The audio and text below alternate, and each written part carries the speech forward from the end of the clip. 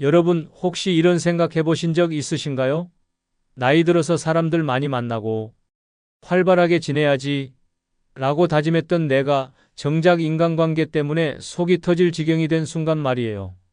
친구들과 만났는데 이상하게 피곤하고 가족들끼리 모였는데 괜히 기분만 상하고 내가 왜 이 고생을 하고 있지? 싶은 순간 이제 슬슬 깨달을 때가 된 겁니다. 노년의 진짜 행복은 사람들 속에서가 아니라 혼자만의 세계에서 온다는 걸요. 젊을 땐 관계를 넓히고 깊게 유지하려고 애쓰는 게 삶의 중요한 목표처럼 느껴질지 모릅니다. 하지만 나이가 들수록 깨닫게 되죠. 아, 사람은 많으면 많을수록 피곤하다.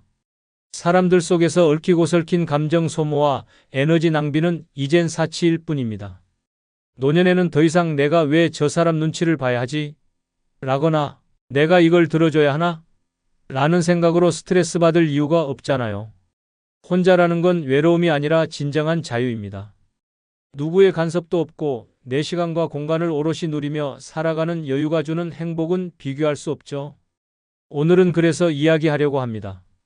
노년의 인간관계를 줄이고 혼자 살아가는 것이 얼마나 속 편하고 긍정적인 선택인지, 지금부터 왜 노년의 많은 사람들과 얽히지 않는 것이 현명한가에 대한 아주 현실적이고 공감 가는 7가지 이유들을 하나씩 말씀드리겠습니다. 자, 이제 우리의 인생에서 혼자의 진정한 가치에 대해 함께 알아볼까요? 첫 번째 이유는 에너지 흡혈귀들로부터 탈출할 수 있다입니다. 여러분, 나이가 들면 기운이 예전 같지 않다는 말 공감하시죠?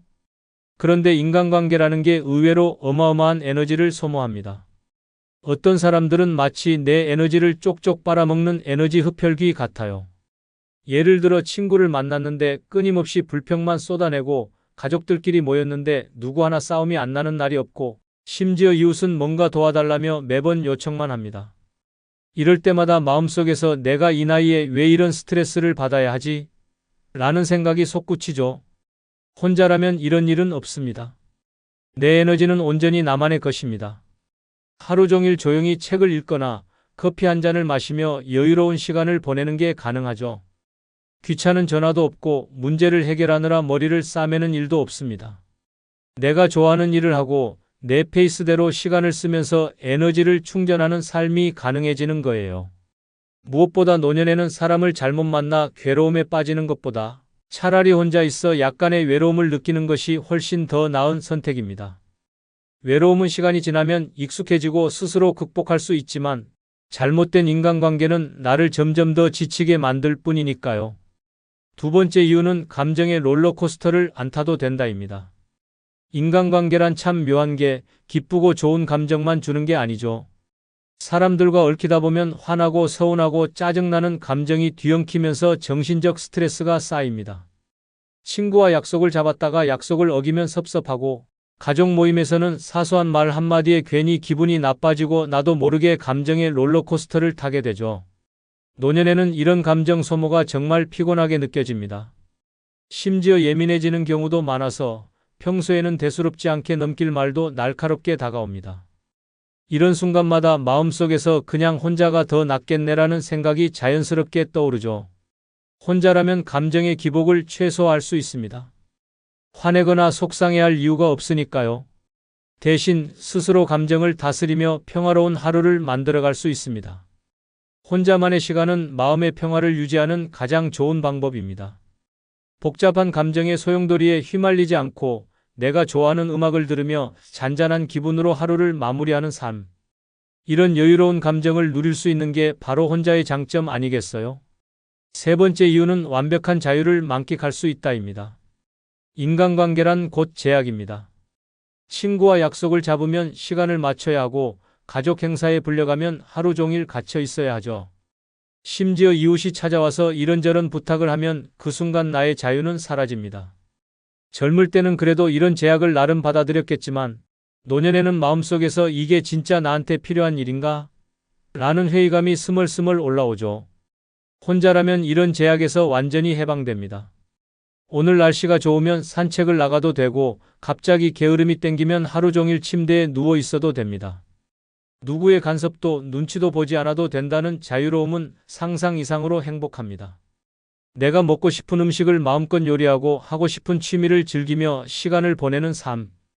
혼자일 때야말로 진정한 자유를 만끽할 수 있습니다. 혼자 사는 삶은 누군가와의 일정에 맞추거나 책임을 떠맡지 않아도 되는 특별한 혜택을 줍니다. 내 마음이 시키는 대로 움직이고 나만의 속도로 하루를 보내는 것. 노년에는 이런 자유가 삶의 질을 좌우한다고 해도 과언이 아닙니다. 네 번째 이유는 돈 나갈 구멍이 줄어든다입니다. 여러분, 인간관계와 돈은 떼려야 뗄 수 없는 사이입니다. 누군가와 만나면 밥 한 끼는 기본이고 커피라도 한 잔 해야 할 것 같고 심지어 모임에서는 선물이나 회비 같은 예상치 못한 지출이 생기기 일쑤죠. 젊었을 땐 에이, 사람 사는 게 다 그런 거지 하며 넘길 수 있었겠지만 노년에는 은퇴 후 수입이 한정적이라 이런 일이 반복되면 점점 부담스럽게 느껴집니다. 게다가 인간관계가 깊어질수록 돈 문제는 더 복잡해집니다. 친구가 한 번만 도와줘. 내가 꼭 갚을게라며 돈을 빌려가고는 갚지 않는 경우도 있고 가족들 사이에서는 어머니는 좀 도와줄 수 있잖아요 라는 말이 자연스럽게 나오죠. 처음엔 큰 맘 먹고 도와줬다가 나중에는 관계까지 틀어지는 경우도 흔합니다. 혼자라면 이런 복잡한 일은 없습니다. 내 돈은 오롯이 내 것. 내가 먹고 싶은 걸 사 먹고 취미에 투자하고 여행도 내 마음대로 갈 수 있습니다. 무엇보다 돈 문제로 누구와 다투거나 불편해질 일이 없다는 게 얼마나 큰 장점인지 모릅니다. 노년에는 내가 번 돈, 내가 쓴다라는 마음가짐이 최고 아니겠어요? 다섯 번째 이유는 갈등이 사라진다입니다. 사람들과 어울리다 보면 좋을 때도 많지만 사소한 갈등이 발생할 때는 정말 피곤합니다. 친구와의 대화 중에 그건 아니지라는 말이 나오고 가족끼리도 이번엔 누가 더 잘못했나? 를 따지다 보면 속이 터지죠. 젊을 땐 이런 갈등도 풀어보려고 애썼지만 노년에는 그런 에너지조차 아깝게 느껴질 때가 많습니다. 특히 노년에는 감정이 예민해질 때가 많아서 작은 말 한마디가 크게 다가옵니다. 내가 언제부터 나한테 그렇게 말했니? 같은 사소한 오해가 깊어지면 마음속에서 화가 끓어오릅니다. 갈등을 해결하려고 노력해도 관계는 점점 더 꼬이기만 하죠. 혼자라면 이런 갈등은 0%입니다. 내가 말실수를 할 일도 상대의 태도를 고민할 일도 없으니 얼마나 속 편합니까? 스스로와 대화하며 마음의 평화를 찾을 수 있고 그 누구의 말이나 행동에도 상처받지 않습니다. 노년의 소중한 시간을 갈등에 쏟느니 차라리 나만의 고요한 여유를 즐기는 게 훨씬 현명한 선택입니다. 여섯 번째 이유는 내 시간이 진짜 내 것이 된다입니다. 사람들과 어울리다 보면 내 시간이라고 생각했던 것이 어느새 그들의 시간이 되어버립니다. 아침에 느긋하게 차 한 잔 마시려고 했는데 갑자기 친구가 오늘 점심이나 먹자고 연락을 해오고 저녁에는 가족들이 얼른 와서 손 좀 봐줘야겠다며 부릅니다. 하루 종일 쫓기듯 시간을 쓰다 보면 정작 내가 하고 싶었던 일은 뒷전으로 밀려버리곤 하죠. 혼자라면 이런 상황은 꿈도 꿀 수 없습니다. 아침에 일어나서 오늘 뭐 할까? 라는 고민을 하는 것 자체가 행복한 시간이에요. 날씨가 좋으면 산책을 나가고 별다른 일이 없으면 하루 종일 빈둥거려도 아무도 뭐라 할 사람이 없죠. 내가 좋아하는 취미를 시작하거나 마음 내킬 때 여행을 떠나는 것도 전적으로 내 선택입니다. 누구의 간섭 없이 내 시간을 온전히 내 마음대로 쓸 수 있다는 것은 노년의 삶에서 가장 큰 자유일지도 모릅니다. 하루가 끝날 때 오늘 하루 참 좋았다는 생각이 드는 건 바로 이런 여유로운 시간 덕분이 아닐까요? 일곱 번째 이유는 외로움이 오히려 축복이 된다입니다. 많은 사람들이 혼자 사는 것의 가장 큰 단점으로 외로움을 꼽습니다. 그런데 이상하게도 사람들과 얽혀 있을 때 느끼는 외로움이 더 클 때가 많지 않나요? 가까운 친구라고 생각했던 사람이 연락을 끊거나 가족 모임에서 괜히 소외감을 느끼면 혼자 있을 때보다 더 큰 외로움이 찾아옵니다. 혼자라는 건 외로움을 오롯이 마주하며 그것을 내 방식으로 극복하는 법을 배우는 시간입니다. 다른 사람에게 의지하지 않고 나 자신을 이해하며 내 감정을 스스로 돌보는 방법을 알게 됩니다. 좋아하는 음악을 들으며 힐링하거나 책을 읽으며 지식을 쌓고 자연 속에서 혼자만의 여유를 즐기는 순간 외로움은 더 이상 두려움의 대상이 아닙니다. 외로움은 혼자라는 사실을 깨닫는 게 아니라 혼자만의 고요함 속에서 행복을 발견하는 과정입니다. 노년의 진정한 축복은 이 고요함을 긍정적으로 받아들이고 나 자신과 더 깊은 관계를 맺는 데 있습니다. 어쩌면 혼자가 주는 여유와 평화야말로 노년의 삶에서 가장 큰 선물일지도 모르겠습니다. 이렇게 인간관계로부터 자유로워지는 삶은 단순히 혼자가 되는 것이 아니라 진정으로 나답게 사는 것을 의미합니다. 더 많은 여유, 자유, 그리고 나만의 행복을 누리며 살아가는 이보다 더 긍정적인 선택이 있을까요? 노년에 혼자가 좋은 7가지 이유 들으니 이제 결론이 보이죠? 네, 맞습니다. 노년의 삶에서 가장 중요한 건 속 편하게 사는 것입니다. 사람들과 어울리는 것도 좋지만 그게 내 에너지를 빼앗고 스트레스를 더한다면 차라리 혼자가 더 나은 선택일 수 있습니다.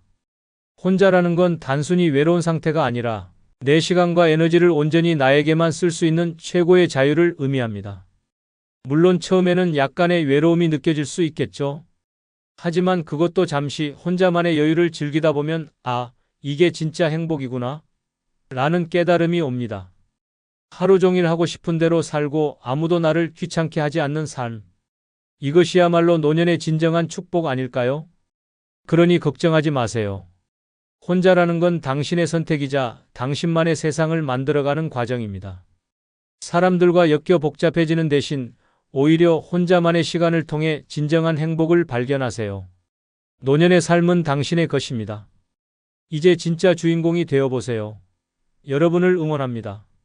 구독, 좋아요, 알림 설정 누르는 거 잊지 않으셨죠? 지금 눌러주세요. 다음에 더 재미있는 영상으로 다시 오겠습니다. 빠이. 여러분, 인생 참 별거 아니더군요. 아니, 이렇게 말하면 좀 허무하게 들릴까요? 하지만 한번 솔직히 생각해 보세요. 우리는 정말 열심히 살았습니다. 학교에서는 시험 잘 봐야 한다고 밤새워 공부했고, 직장에서는 실수하지 않으려고 이리저리 뛰어다녔습니다. 가정에서는 자식 잘 키우겠다고 모든 걸 희생했죠. 그런데 지금 와서 돌아보니요. 내가 왜 그렇게까지 열심히 살았지? 라는 생각이 들더라고요. 물론 열심히 살아온 삶이 의미 없었다는 건 아닙니다.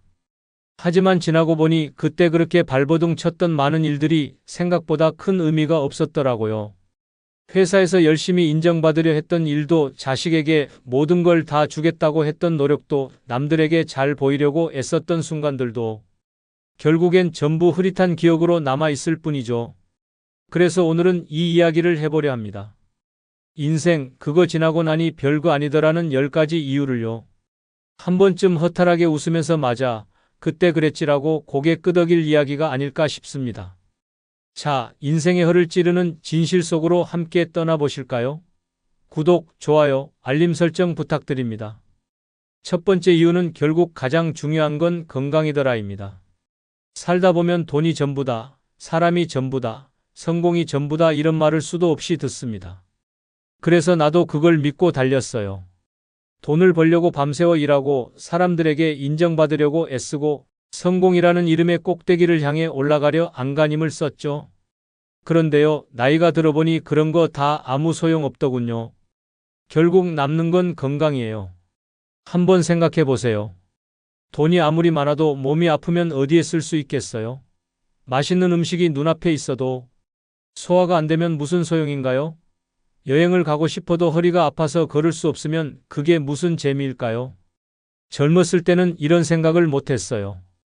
아프면 병원 가면 되지 라고 쉽게 넘겼는데 나이가 드니 병원 가도 해결되지 않는 문제가 많더라고요. 그래서 이제 깨달았습니다. 건강이 없으면 아무것도 소용없다는 걸요. 아무리 잘 살았어도 아무리 성공했어도 몸이 따라주지 않으면 그 모든 게 허공에 흩어지는 먼지 같아요. 결국에는 내 몸이 내 인생이다라는 말이 맞는 것 같아요. 그래서 요즘은 몸을 위해서 더 신경 씁니다. 밥을 제대로 챙겨 먹고 가볍게라도 운동을 하려고 노력하고 마음의 건강도 지키기 위해 스트레스 받는 일을 멀리하려 합니다.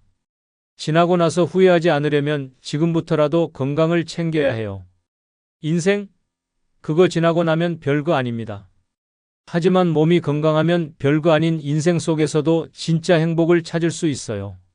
그러니 지금 당장 거울 앞에 서서 자신에게 물어보세요. 내 몸 괜찮은가? 그리고 내 몸이 원하는 걸 해주세요.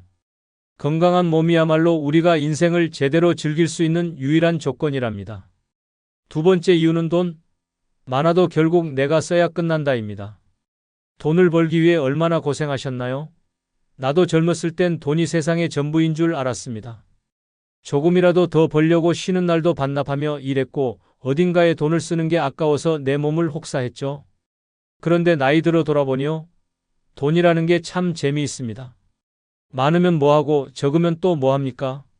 결국 그 돈을 써야 할 사람은 나 자신이더라고요.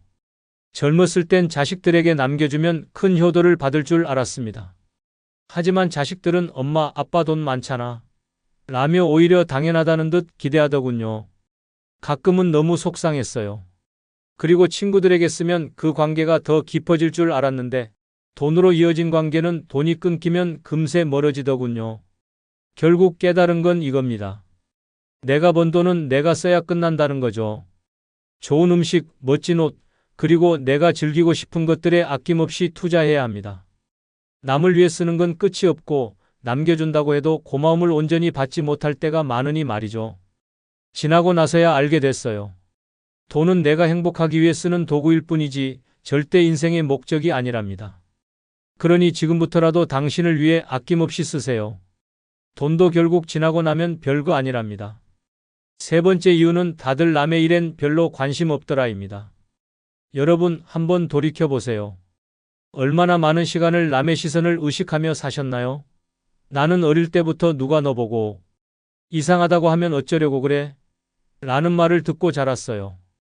그러다 보니 말투, 옷차림, 심지어는 내가 내리는 작은 결정 하나도 다른 사람 눈에 어떻게 보일지를 먼저 고민했죠. 그런데 나이 들어서 깨달았습니다. 다들 남의 일에는 별로 관심이 없더라고요. 그때 그 비싼 옷을 입었든 말실수를 했든 아니면 내가 성공했든 실패했든 정작 그걸 기억하는 사람은 단 한 명도 없어요. 사람들은 다들 자기 문제로 바빠요. 당신이 조금 못나 보이든 잘나 보이든 그들은 당신을 잊어버리는데 몇 초도 걸리지 않아요. 그런데 왜 그토록 남의 시선을 의식하며 살았을까요? 나를 보여주기 위해 살기보다 내가 행복하기 위해 살아야 했던 건데요. 지나고 보니 결국 남의 평가도 타인의 기대도 전부 사라지더라고요. 그래서 요즘은 그냥 내 마음이 가는 대로 삽니다. 남들이 뭐라든 내 인생입니다.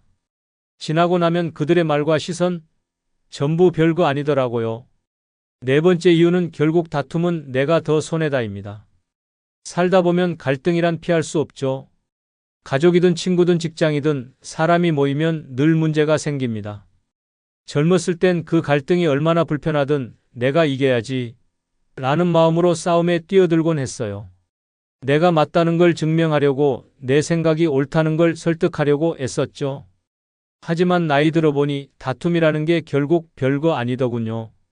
애초에 시작을 안 했으면 더 나았을 일도 참 많았습니다. 그때는 화가 나서 밤잠을 설치며 고민했는데 지금은 상대방이 뭐라고 했는지도 잘 기억나지 않습니다. 아니, 내가 그때 왜 그렇게 화를 냈더라? 싶을 정도로 말이죠. 그리고 더 중요한 건 싸움이 끝난 뒤 남는 건 자존심의 승리도 아니고 후련함도 아니라는 거예요. 남는 건 관계의 균열과 내 마음의 상처뿐입니다. 나이 들어 깨달은 건 이겁니다. 싸우고 나면 결국 내가 더 힘들다는 거예요. 상대방이 이겼다고 느끼든 내가 이겼다고 느끼든 어쨌든 피곤한 건 똑같습니다. 그래서 요즘은 웬만하면 그냥 넘깁니다. 누가 내게 뭐라고 해도 웃으며 그렇구나 하고 지나가죠. 꼭 그렇게까지 해야 했을까? 라는 후회를 하기 싫어서요. 지나고 나면요. 다툼이라는 게 그저 소모적인 일이었더라고요. 이기는 게 중요한 게 아니라 마음 편하게 사는 게 더 중요했음을 이제야 깨달았습니다. 다섯 번째 이유는 사람은 결국 자기 중심적으로 산다입니다. 인생의 대부분을 남을 위해 살았다고 생각했던 적이 있나요? 저도 그랬습니다. 자식들을 위해 희생하고 친구들에게 잘해주고 가족의 평화를 지키기 위해 애썼습니다. 그런데 나이 들어 돌아보니 세상에 정말 남을 위해 사는 사람은 거의 없더라고요. 결국 사람은 자기 중심적으로 살아갑니다. 자식들을 위해 최선을 다했지만 그들도 각자 자신의 삶이 가장 중요해요. 친구들을 위해 시간과 돈을 쏟았지만 그들은 자신의 필요가 충족되면 자연스럽게 멀어집니다. 그렇다고 그들이 나쁜 사람이라는 건 아닙니다. 단지 우리 모두 자신에게 더 집중하며 살아갈 수밖에 없다는 거죠. 그렇다면 왜 그토록 남을 위해 애썼을까요? 돌아보니 남을 위해 산다고 생각했던 많은 순간이 사실 내 만족을 위한 거였던 경우도 많았어요. 내가 좋은 부모라는 걸 보여주고 싶다. 내가 좋은 친구라는 걸 증명하고 싶다는 마음이 있었던 거죠. 이제는 그럴 필요가 없다는 걸 알았습니다. 사람들은 결국 자기 삶에 더 집중하기 마련이고 그게 당연한 겁니다. 그러니 나도 이제 나를 중심에 두고 살기로 했습니다. 지나고 보니 남을 위해 사는 거? 결국 별거 아니었더군요. 6번째 이유는 시간은 내 것일 때 가장 가치 있다입니다. 젊었을 때는 시간이 늘 부족하게 느껴졌습니다. 일하고 사람 만나고 문제를 해결하다 보면 하루가 훌쩍 지나갔죠. 그런데 나이 들어 깨달은 건 시간이 많아지는 게 중요한 게 아니라 그 시간을 누구를 위해 쓰느냐가 더 중요하다는 겁니다. 과거에는 내 시간이 내 것이 아니었어요. 회사와 가정 그리고 사람들과의 관계가 늘 나를 끌고 다녔죠. 쉬고 싶어도 누군가 부탁하면 거절하지 못했고 하고 싶은 일이 있어도 남들에게 맞춰야 했습니다. 그렇게 시간을 썼는데 지금 돌아보니 남들은 내가 어떻게 시간을 썼는지 전혀 기억하지 못하더군요. 혼자 있는 시간이 많아지면서 깨달았습니다.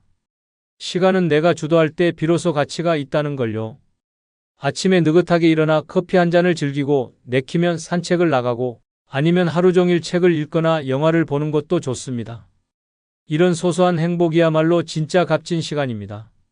지나고 나니 남들에게 휘둘리며 썼던 시간들이 얼마나 아까웠는지 알겠더라고요. 시간은 내 것일 때 가장 빛납니다. 7번째 이유는 외로움도 익숙해지면 나쁘지 않다입니다. 많은 사람들이 혼자 사는 것의 단점으로 외로움을 꼽습니다. 저도 처음엔 외로움이 두려웠어요. 그런데 혼자 지내다 보니 외로움이 그렇게 나쁜 게 아니라는 걸 깨달았습니다. 오히려 외로움이 주는 평화가 있더라고요. 사람들과 어울리며 관계를 유지하려고 애썼던 날들을 떠올려 보세요. 그때는 외롭지 않았을까요? 전혀 아닙니다. 오히려 관계 속에서 외로움을 느꼈던 적이 더 많았어요. 진심으로 나를 이해해주는 사람이 없다고 느낄 때, 많은 사람들 속에서 소외감을 느낄 때 그 외로움은 더 컸습니다. 혼자 지내면 외로움이 다른 형태로 찾아옵니다. 하지만 그 외로움은 익숙해지고 나면 내 삶의 일부가 됩니다. 나 자신과 대화하고 내 감정을 돌보며 스스로 행복을 찾아가는 법을 배우게 되죠. 외로움은 나를 돌아보게 하고 스스로를 더 사랑하게 만드는 시간입니다. 지나고 나니 외로움은 괴로움이 아니라 새로운 기회였습니다. 그게 인생이더라고요. 8번째 이유는 모든 게 지나고 나면 결국 추억일 뿐이다입니다. 젊었을 땐 세상이 온통 중요한 일투성이었습니다. 학창 시절엔 성적 하나에 울고 웃었고 회사 다닐 때는 상사의 한마디에 자존감이 하늘로 치솟거나 바닥으로 떨어지곤 했죠. 결혼하고 아이를 키우면서는 매일 전쟁 같은 삶을 살았습니다. 그런데요, 그렇게 모든 걸 열심히 쥐고 있던 손을 세월이라는 시간이 조용히 펴놓고 나니 남는 건 전부 흐릿한 추억뿐이더군요. 힘들어도 열심히 다녔던 회사요. 이제는 내 이름을 기억하는 사람이 단 한 명도 없습니다. 밤새워 공부했던 시험 결과요. 당시에 그렇게 중요했던 성적표는 어디로 갔는지도 모르겠어요. 아이들, 최선을 다해 키웠지만 이젠 그들도 바쁘다며 간단한 안부 전화로 모든 것을 끝내더군요.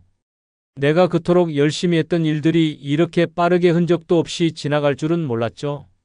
그렇다고 과거를 후회하는 건 아닙니다. 다만 지금 돌아보니 모든 일이 그리 대단한 건 아니었다는 걸 깨달았어요. 중요한 건 내가 그 순간을 얼마나 즐겼는가 하는 겁니다. 추억이란 게 그래요. 그때 더 많이 웃고 더 많이 사랑할 걸, 그게 왜 그렇게 힘들었는지 모르겠어요. 지금도 너무 애쓰고 계신가요? 이건 꼭 해야 해. 라며 고집 부리는 일이 있다면 잠시 멈춰보세요. 결국 지나고 나면 별거 아닙니다. 인생이라는 게 그저 웃으면서 지나가는 하루하루의 합일 뿐이더라고요. 9번째 이유는 사람들이 생각보다 나를 많이 잊더라입니다. 살면서 이런 생각해 본 적 있으신가요? 내가 이렇게 열심히 살아가면 사람들이 나를 오래 기억하겠지. 그런데요, 인생의 허무한 진실 중 하나는 세상은 생각보다 우리를 빨리 잊는다는 겁니다. 젊었을 때는 나를 기억하게 하기 위해 애썼습니다.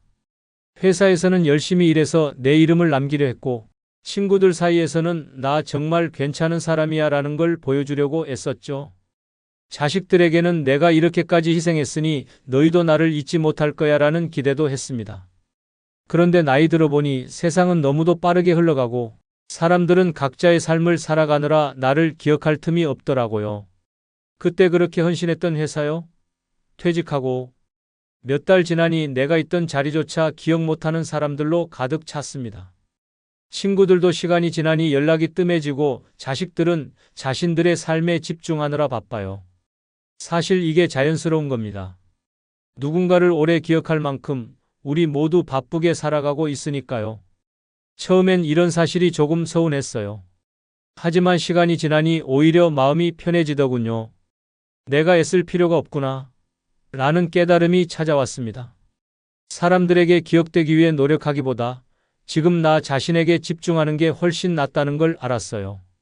그래서 이제는 남들 눈에 어떻게 비칠까 고민하기보다는 내가 오늘 하루를 얼마나 잘 살았느냐를 더 생각하려 합니다.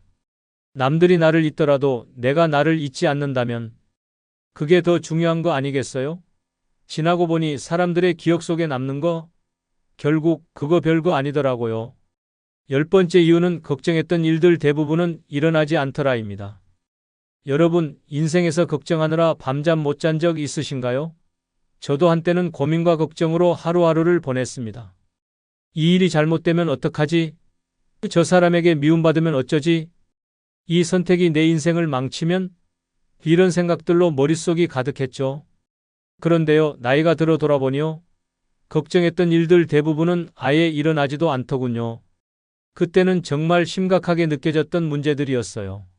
시험 결과가 나빠서 내 인생이 끝날 것 같았고, 직장에서 한 실수가 내 경력을 망칠 것 같았고, 사람들과의 작은 갈등이 내 인간관계를 전부 무너뜨릴 것만 같았죠.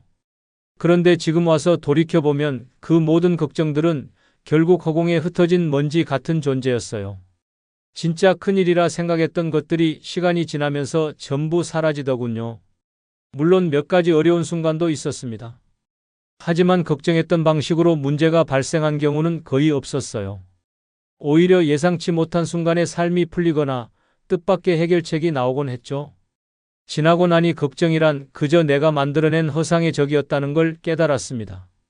그래서 요즘은요, 걱정이 생길 때마다 이렇게 생각합니다. 에이, 또 지나가겠지. 그리고 정말로 지나갑니다.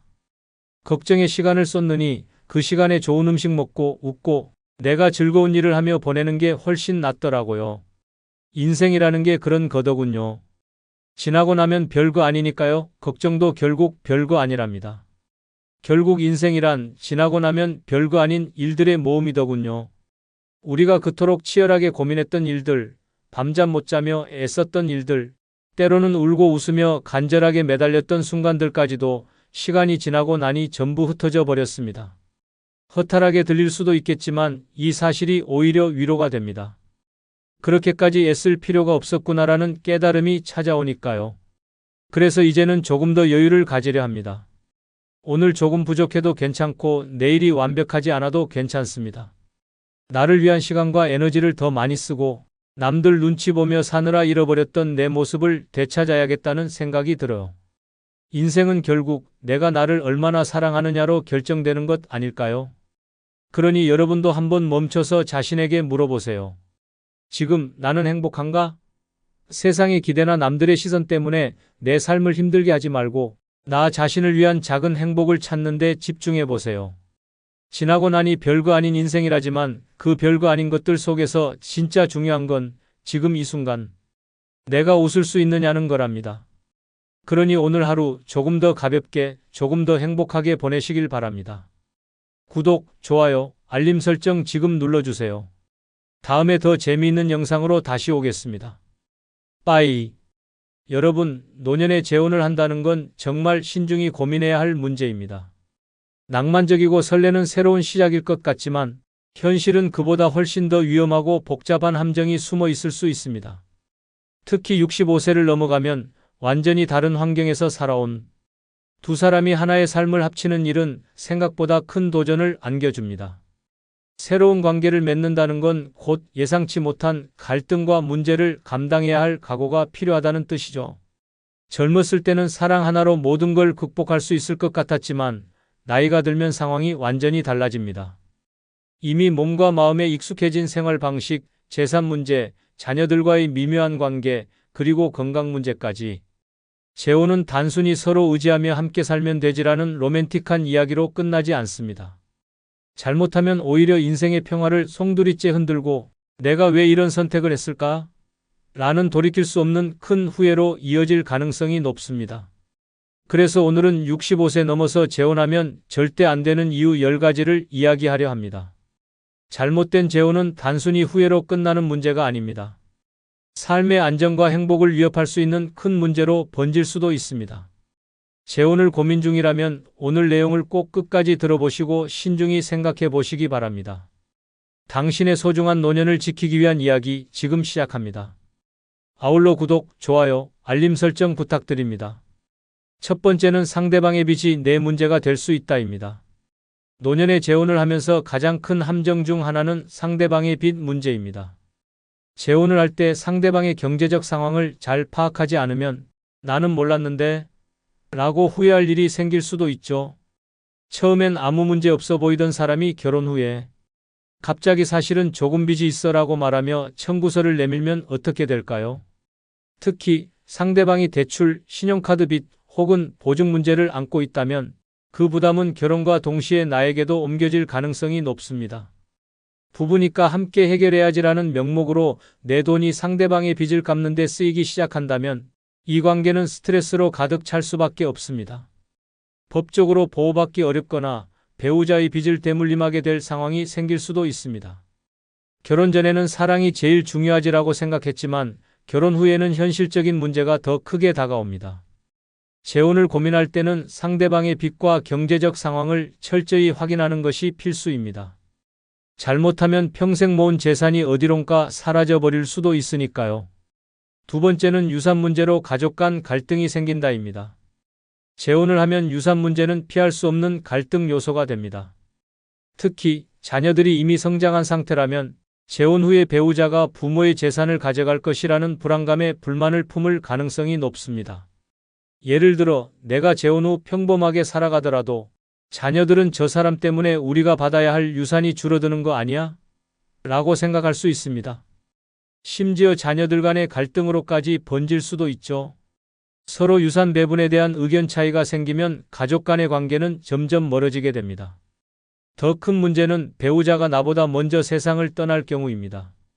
재혼한 배우자의 자녀들이 나의 재산을 요구할 수도 있습니다. 법적으로 이 상황은 충분히 가능한 일이기 때문에 유산 문제는 재혼 과정에서 신중히 고려해야 합니다. 가족 간의 평화를 지키고 싶다면 재혼을 통해 발생할 수 있는 경제적 충돌을 미리 생각해 봐야 합니다.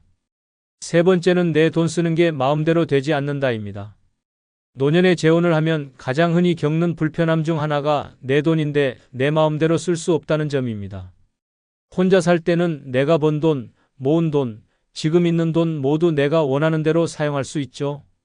새로운 옷을 사든 여행을 가든 맛있는 음식을 먹든 누구의 간섭도 없습니다. 그런데 재혼을 하면 이야기가 달라집니다. 여보, 이번에 그건 좀 과한 거 아니야? 라며 내가 하고 싶은 소비에 딴지를 거는 경우가 생길 수 있습니다. 특히 내가 모은 돈으로 상대방의 생활비를 대는 상황이 되면 나의 소비는 더 제한적이 될 수밖에 없습니다. 돈 문제로 갈등이 생기면 내 돈인데 왜 내가 간섭해? 라는 말이 오가며 관계의 틈이 더 깊어질 가능성도 있습니다. 노년에는 평생 모은 재산을 내 마음대로 쓰며 행복을 느끼는 게 가장 중요한데 재혼으로 인해 그 자유가 줄어든다면 후회하게 될 겁니다.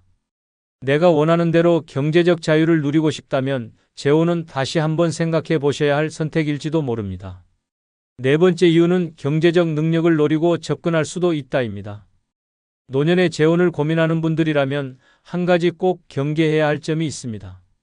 바로 상대방이 경제적 능력을 노리고 고의로 접근할 가능성입니다. 특히 상대가 경제적으로 어려운 상황이라면 재혼을 통해 자신이 원하는 경제적 안정을 얻으려는 속셈이 숨어 있을 수도 있습니다. 처음에는 상대방이 진심으로 다가오는 것처럼 보일 겁니다.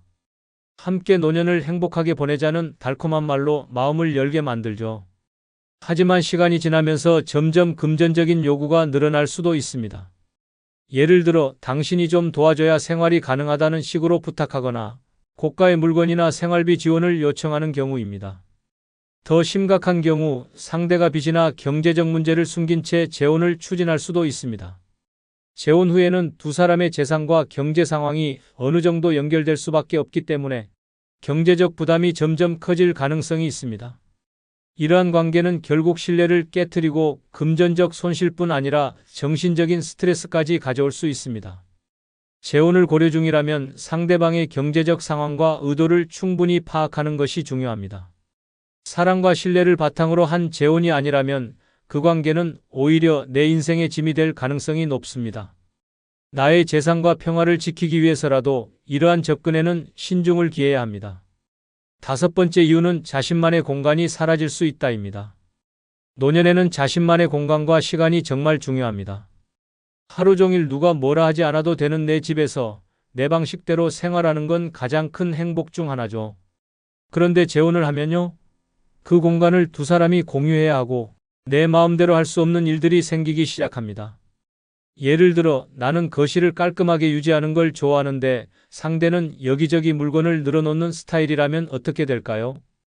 아니면 내가 매일 밤 조용히 책을 읽는 걸 좋아하지만 상대는 드라마를 크게 틀어놓고 싶어 한다면요? 사소한 생활 방식 차이가 공간을 둘러싼 갈등으로 이어질 가능성이 큽니다. 게다가 혼자 살 때는 침실, 부엌, 거실 모두 나만의 공간이었지만 재혼 후에는 이건 같이 쓰는 공간이니까라며 양보해야 할 순간이 많아집니다. 내 집에서조차 마음 편히 있을 수 없다는 느낌이 들기 시작하면 그 불편함은 점점 커지겠죠. 결국 노년의 가장 큰 즐거움 중 하나인 자신만의 고요한 공간을 잃게 될 가능성이 높습니다. 여섯 번째 이유는 취미 생활이 제한될 수 있다입니다. 65세 이후에는 여유로운 시간을 활용해 새로운 취미를 즐기거나 오래도록 하고 싶었던 일에 몰두하는 것이 큰 행복입니다.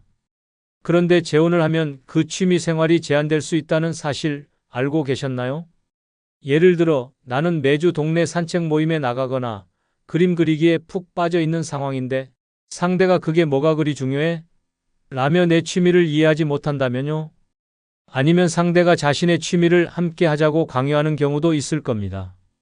내가 좋아하는 시간을 마음껏 쓰는 대신 상대와의 시간을 먼저 고려해야 한다는 부담이 생기는 겁니다. 혼자 살면 이런 걱정이 없습니다. 내가 하고 싶은 대로 내가 원하는 방식으로 하루를 보낼 수 있죠. 하지만 재혼을 하면 두 사람의 일정을 조율해야 하고 자연스럽게 내 취미와 자유로운 활동에 제한이 생길 가능성이 높습니다. 노년에는 오히려 이 자유가 더 소중해지는 만큼 재혼이 이 소중한 자유를 뺏을 가능성을 신중히 생각해 볼 필요가 있습니다. 일곱 번째 이유는 외로움을 해결해 줄 것 같지만 오히려 더 외로울 수 있다입니다. 재혼을 고민하는 많은 이유 중 하나는 외로움을 해결하고 싶은 마음일 겁니다. 혼자 있는 시간이 길어지면서 그래도 누군가와 함께라면 덜 외롭겠지라는 기대를 하게 되죠. 그런데 현실은 그 반대일 때가 많습니다. 사람이 함께 있다고 해서 외로움이 사라지는 건 아닙니다. 오히려 상대방과 감정적으로 잘 맞지 않거나 대화가 통하지 않을 경우 혼자일 때보다 더 깊은 외로움을 느낄 수도 있습니다. 재혼 후에도 여전히 마음의 거리가 유지되거나 오히려 나는 혼자 있는 게 더 편했는데라는 후회를 하게 될 수도 있죠.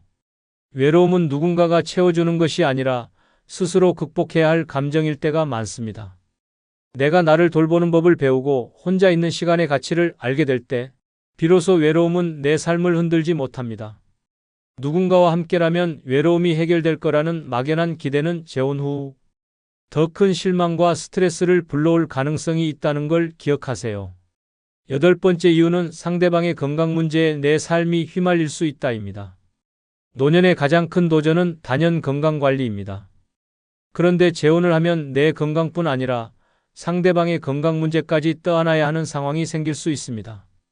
처음엔 서로 도우며 살면 되지라는 낭만적인 약속으로 시작할지 몰라도 현실은 전혀 다른 방향으로 흘러가곤 합니다. 만약 상대방이 만성질환을 앓고 있거나 자주 병원에 다녀야 하는 상황이라면 어떻게 될까요? 간병인 같은 역할을 해야 할 수도 있고 매일 약을 챙겨주며 상대를 보살펴야 하는 일이 일상이 될지도 모릅니다. 처음엔 이 정도는 해줄 수 있어라고 생각했다가 시간이 지나며 점점 내 삶이 상대방의 건강 문제에 갇히는 느낌을 받게 되죠. 내가 원하던 자유로운 노년은 온데간데 없고 그저 간병으로 지친 날들만 남을 수 있습니다. 반대로 내가 건강이 나빠질 수도 있겠죠. 그때 상대방이 기꺼이 나를 돌봐줄 것이라고 장담할 수 있을까요? 노년의 삶에서 건강 문제는 누구에게나 큰 부담이지만 재혼 후에는 이 문제가 둘 사이의 신뢰와 관계를 시험하는 폭탄으로 작용할 가능성이 큽니다. 혼자라면 건강 문제가 생기더라도 전문가의 도움을 받거나 내가 원하는 대로 상황을 조율할 수 있습니다. 하지만 재혼으로 인해 건강 문제가 의존 관계로 변질되면 그 스트레스는 상상 이상일 수 있습니다. 노년의 가장 소중한 시간은 건강을 돌보며 스스로 평화를 누리는 것인데 재혼으로 인해 이 소중한 시간을 잃는다면 후회하지 않을 자신 있으신가요? 9번째 이유는 자녀들과의 관계가 더 멀어질 수 있다입니다. 노년에 재혼을 하면 가장 먼저 반응하는 이들은 자녀들입니다. 부모가 새로운 배우자를 맞이하는 것에 대해 기뻐하는 자녀도 있겠지만 그렇지 않은 경우가 더 많습니다. 특히 자녀들이 이미 독립해 자신의 삶을 꾸리고 있는 상황이라면 부모의 재혼을 불필요한 갈등의 시작으로 여길 가능성이 큽니다. 예를 들어 자녀들은 새로운 배우자가 부모님의 재산을 가져가면 어떡하지? 라는 경제적인 우려를 할 수도 있고요. 혹은 우리 가족 사이에 불편한 사람이 끼는 건 싫다며 감정적인 거리감을 느낄 수도 있습니다. 이런 생각은 부모와 자녀 간의 대화를 줄이고 감정의 벽을 쌓게 만듭니다. 결국 자녀들과의 관계는 재혼 후 오히려 더 소원해질 가능성이 높습니다. 자주 보던 손주들의 방문 횟수가 줄어들고 명절이나 가족 모임에서도 어색한 분위기가 형성될 수 있죠. 재혼으로 인해 자녀들과의 연결고리를 약화시키는 것은 노년에 가장 소중하게 여겨야 할 가족관계를 잃는 위험을 감수하는 일일 수 있습니다. 10번째 이유는 행복의 조건은 이미 내 안에 있다입니다.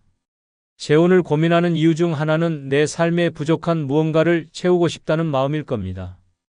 혼자라는 외로움이나 공허함을 누군가와 함께 나눠 가짐으로써 더 나은 삶을 꿈꾸는 거죠. 그런데 재혼 없이도 충분히 행복해질 수 있다는 사실 알고 계신가요? 노년의 행복은 누군가를 만나서 채워지는 것이 아니라 내가 스스로 만족을 찾는 데서 시작됩니다. 좋아하는 취미를 즐기고 여행을 떠나며 새로운 경험을 쌓고 오래된 친구들과의 관계를 회복하면서 느끼는 기쁨은 재혼을 하지 않아도 얻을 수 있는 행복입니다. 오히려 재혼은 이런 행복을 방해할 가능성도 있습니다. 새로운 관계를 유지하려는 노력, 갈등의 조율, 그리고 예기치 못한 문제들로 인해 내가 누릴 수 있는 소소한 즐거움이 사라질 수 있죠. 재혼 없이도 충분히 행복할 수 있다는 사실을 깨달으면 굳이 관계에 얽매이는 선택을 하지 않아도 됩니다. 결국 행복의 조건은 이미 내 안에 있다는 걸 잊지 마세요. 결국 재혼이란 단순히 두 사람이 함께 산다는 로맨틱한 선택이 아니라 새로운 관계 속에서 많은 것을 감수해야 하는 도전입니다. 특히 65세를 넘어서면 이미 익숙해진 생활 습관과 평화를 유지하며 사는 것이 더 중요할 때가 많죠. 재혼은 낭만적인 기대를 충족시켜줄 수도 있지만 동시에 예상치 못한 갈등과 스트레스를 가져올 위험도 큽니다. 내 삶에 더 많은 복잡함과 부담이 생긴다면 그것이 과연 내가 원하는 행복일까요? 혼자서도 충분히 행복할 수 있는 법을 배우고 나만의 여유로운 일상을 즐기는 것이 노년의 진정한 행복일지도 모릅니다. 재혼을 고민 중이시라면 오늘 이야기한 10가지를 한번 떠올려 보세요. 그리고 지금의 자유와 평화가 정말 소중하다는 사실을 깨닫게 되셨다면 이미 정답은 나와 있는 겁니다. 결국 나 자신을 위한 행복을 선택하는 것이야말로 가장 현명한 결정 아닐까요? 마지막으로 구독, 좋아요, 알림 설정 부탁드립니다. 여러분, 노년에 가장 피곤한 일이 뭔지 아세요? 바로 쓸데없는 자랑 때문에 생기는 갈등입니다. 내가 뭘 자랑했는데? 싶으실 수도 있지만 자랑은 대놓고 하지 않아도 상대방 귀에는 자랑으로 들릴 때가 많습니다. 특히 자녀, 손주, 재산, 여행 같은 이야기들은 은근히 자랑으로 흘러가곤 하죠. 문제는 이 자랑이 듣는 사람의 마음을 찝찝하게 만들거나 괜히 거리감을 만드는 원인이 된다는 겁니다. 난 그저 내 이야기를 했을 뿐인데 왜 삐치는 거야? 라고 생각하실 수도 있어요. 하지만 자랑이란 게 참 묘해서 말하는 사람은 기분 좋지만 듣는 사람은 왠지 모르게 비교를 하게 되고 때로는 괜한 열등감까지 느끼게 합니다. 저 사람은 참 잘 사는데 나는 뭐지? 라는 생각이 떠오르면서 상대방은 대화를 피하고 싶어지죠. 그래서 오늘은 노년에 절대 남들에게 자랑하면 안 되는 7가지를 이야기해 보려고 합니다. 그냥 웃자고 하는 소리가 아니라 진짜로 이걸 잘못 자랑했다간 인간관계가 삐걱거릴 수도 있으니 꼭 끝까지 보셔야 합니다. 노년의 평화로운 관계를 지키기 위해, 그리고 괜히 자랑쟁이라는 소리를 듣지 않기 위해 어떤 이야기를 조심해야 할지 지금부터 시작해 볼까요? 먼저 구독, 좋아요 눌러주세요. 첫 번째는 내 재산 규모입니다. 여러분, 노년에 가장 자랑하고 싶은 것 중 하나가 재산 아닙니까? 내가 평생 이렇게 벌었고 이만큼 모았고 자식들에게도 다 나눠줬지 라며 자랑하고 싶은 마음이 드는 건 당연합니다. 그런데요, 재산 이야기는 절대로 남들에게 하면 안 되는 주제 중 하나입니다. 이유요? 이건 사람들 사이에 은근히 질투와 의심을 부르는 최고의 화두이기 때문입니다. 가령 친구 모임에서 우리 집값이 요즘 10억이 넘었다네라고 슬쩍 흘렸다고 생각해 보세요. 듣는 순간 친구들의 머릿속엔 저 사람 참 잘 나가네 라는 생각과 동시에 근데 왜 저번에 밥값은 내가 냈지? 라는 의문이 떠오를 겁니다. 더 심한 경우 그 돈 다 어디서 났을까? 라며 쓸데없는 추측까지 하게 되죠. 가족들 사이에서도 마찬가지입니다. 자식들에게 재산 이야기를 꺼내면 우리 부모님에게 얼마나 남았을까? 라는 계산이 시작될 가능성이 높아요. 심지어 형제들끼리 유산 문제로 갈등이 생길 수도 있죠. 재산 이야기는 듣는 사람을 불편하게 하고 말하는 사람에게는 오히려 부담으로 돌아올 가능성이 큽니다. 그런데 더 큰 문제는 이런 이야기가 사기꾼이나 기회주의자들의 귀에 들어갔을 때입니다. 돈 이야기를 들은 사람 중 일부는 겉으로 친절하게 다가오며 좋은 투자 기회가 있다거나 급히 돈이 필요한 상황을 핑계로 접근할 수 있습니다. 혹은 당신의 재산에 눈독을 들인 사람들이 허위 사업이나 가짜 약속으로 속이려 들 수도 있습니다. 노년의 재산은 평생의 땀과 노력이 담긴 소중한 자산이니만큼 절대로 이런 위험에 노출되지 않아야 합니다. 노년에는 재산 이야기를 자랑하기보다는 조용히 나를 위해 쓰며 스스로 만족하는 것이 훨씬 낫습니다. 남들에게 자랑한다고 해서 내 재산이 더 많아지거나 사람들의 존경을 받는 건 아니니까요. 괜히 내 재산이 오히려 내 발목을 잡을 수도 있다는 점 잊지 마세요. 두 번째는 내 자녀, 며느리, 손주 자랑입니다. 우리 아들은 대기업에서 고위직이고 며느리는 의사야. 손주는 이번에 반에서 1등 했다네. 부모로서, 조부모로서 자식이나 손주가 잘된 걸 자랑하고 싶은 마음은 당연합니다. 하지만 이런 자랑이 남들에게는 의외로 부담과 거리감을 줄 수 있다는 사실 알고 계신가요? 우선 자녀 자랑은 듣는 사람에게 비교와 열등감을 느끼게 할 수 있습니다. 나는 우리 자식 뒷바라지 하느라 애썼는데 저 집에는 왜 저렇게 잘 됐지? 라며 은근히 상대를 위축되게 만들 수도 있죠. 며느리 자랑도 마찬가지입니다. 내 며느리는 아침마다 요가도 하고 집안일도 척척하면서 직장도 다닌다. 같은 말을 들은 사람은 우리 며느리는 왜 안 그렇지? 라며 불편함을 느낄 수 있습니다. 손주 자랑은요? 그건 또 다른 레벨의 불편함을 줍니다. 우리 손주는 이번에 피아노 대회에서 상을 받았다는 말을 들으면 상대방은 우리 손주는 피아노를 배우지도 않는데라며 민망함과 박탈감을 느낄 수 있어요. 심지어 듣는 사람에게 손주가 없을 경우에는 더 큰 거리감을 줄 수도 있습니다. 그리고 중요한 포인트, 자녀와 손주 자랑은 당사자들에게도 부담을 줍니다. 엄마, 제발 친구들 앞에서 내 얘기 좀 하지 마세요 라는 말을 들어본 적 있으신가요? 과도한 자랑은 자식들에게 과도한 기대감과 압박을 주며 손주들에게도 나는 꼭 잘해야 해라는 불필요한 스트레스를 줄 수 있습니다. 세 번째는 내 젊었을 때 잘 나갔던 이야기입니다. 노년에 가장 자주 나오는 대화 중 하나가 바로 내 젊었을 때는 마리아로 시작하는 이야기입니다. 한때 내가 얼마나 잘 나갔고 얼마나 대단한 성취를 이뤘는지 말하고 싶어지는 건 인지상정이죠. 그런데 이 젊은 시절의 자랑이 꼭 환영받는 이야기는 아닙니다. 왜냐고요? 듣는 사람들에게 부담만 줄 가능성이 크기 때문입니다. 첫째, 젊은 시절 자랑은 현재와 연결되지 않으면 공감받기 어렵습니다. 예를 들어 내가 그때는 사장 자리까지 올라갔었지 라고 해도 지금은 은퇴한 상태라면 그 이야기는 과거에 멈춰버린 이야기일 뿐입니다. 상대방은 그래서 지금은요? 라는 생각을 하게 될 수 있죠. 둘째, 젊었을 때 이야기는 자칫 듣는 사람들에게 상대적인 박탈감을 줄 수 있습니다. 특히 듣는 사람이 현재 힘든 상황이라면 아, 저 사람은 저렇게 잘 나갔는데 나는 왜 이럴까? 라는 생각을 하게 될지도 모릅니다. 셋째, 젊었을 때 잘 나갔다는 이야기는 반복될수록 추억에만 매달리는 사람이라는 인상을 줄 수 있습니다. 그때가 좋았는데라는 말을 자주 할수록 오히려 지금의 자신감이나 현재를 즐기는 모습이 부족해 보일 수 있다는 뜻이죠. 젊은 시절의 자랑은 스스로의 마음속에 간직하거나 정말 나를 잘 이해해주는 가까운 사람과 나눌 때 더 빛을 발합니다. 남들에게 굳이 자랑하려고 하면 오히려 지금의 나를 덜 멋지게 보이게 만들 수 있다는 점 꼭 기억하세요. 네 번째는 내 여행 경험입니다. 여행 이야기는 누구나 좋아할 것 같죠? 그런데 노년에는 이 여행 경험이 자랑이 될 가능성이 높고 자랑은 듣는 사람을 은근히 불편하게 만들 수 있습니다. 내가 이번에 유럽 다녀왔는데 말이야. 로 시작하는 이야기를 꺼내는 순간 상대방의 반응은 크게 두 가지로 나뉩니다. 첫째, 상대가 나와 비슷한 여행 경험을 가진 경우입니다. 이럴 땐 서로의 이야기가 공감과 경쟁 사이를 오갑니다. 거기 갔어? 아, 나는 그곳에서 이런 걸 봤지. 라며 대화가 발전할 수도 있지만 상대방이 마음속으로 내 여행은 저만큼 대단하지 않은데라며 비교하고 자격지심을 느낄 수도 있습니다. 둘째, 상대가 여행을 가지 못한 사람일 경우입니다. 건강 문제나 경제적인 이유로 여행이 어려운 사람에게 이곳은 정말 대단했어.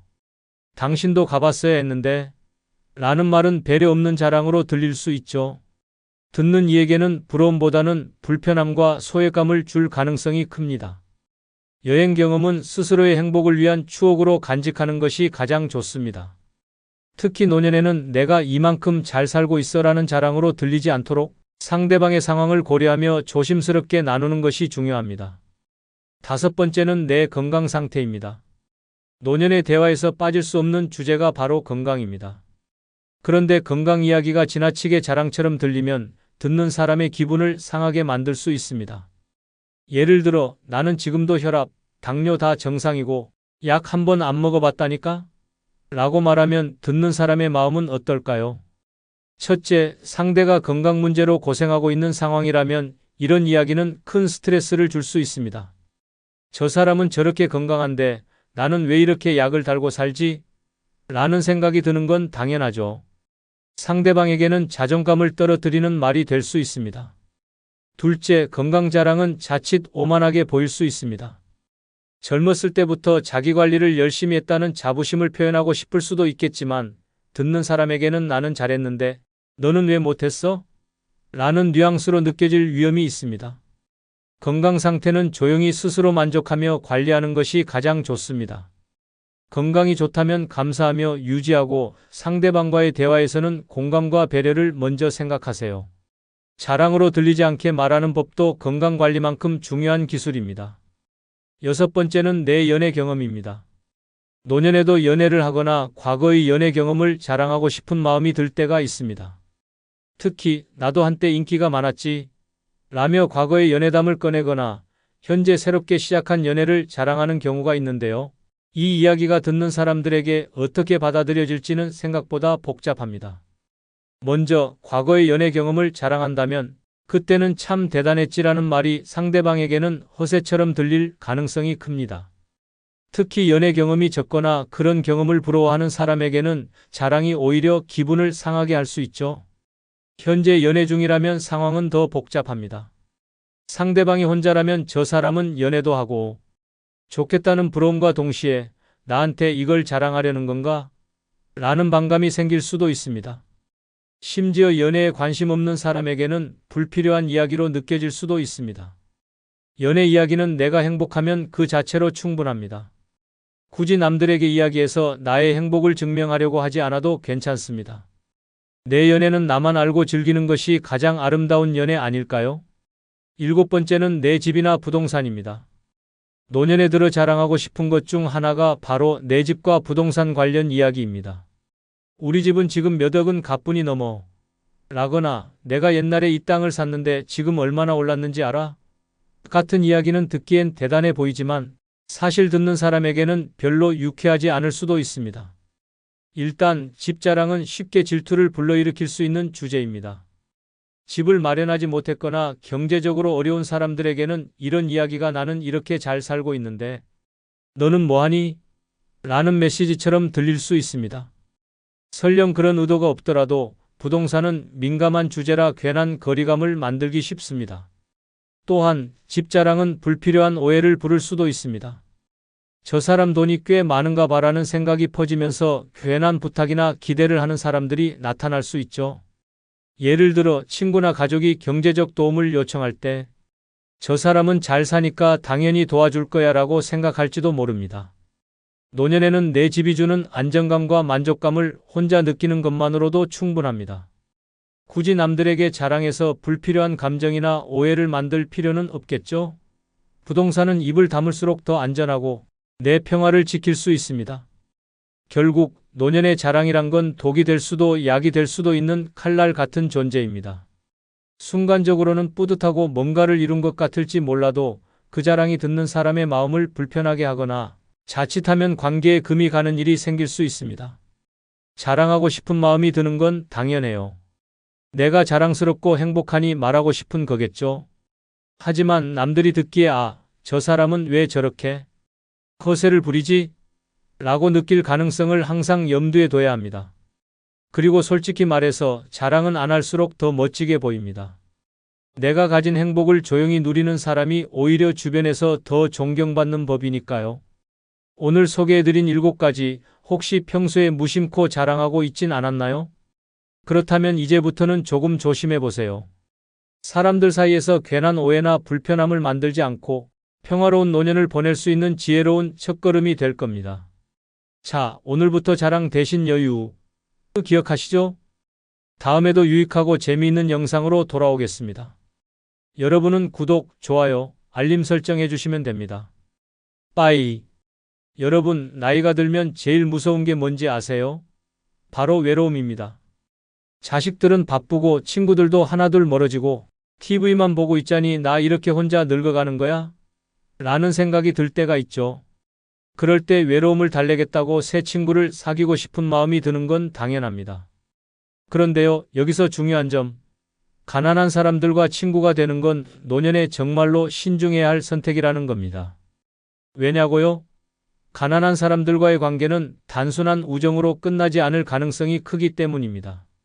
외로운데 같이 놀아주고 얘기 나눌 사람이 있으면 좋잖아 라고 생각할 수 있지만 그 뒤에 숨어있는 경제적, 감정적 부담을 미처 생각하지 못하면 큰 후회로 이어질 수 있습니다.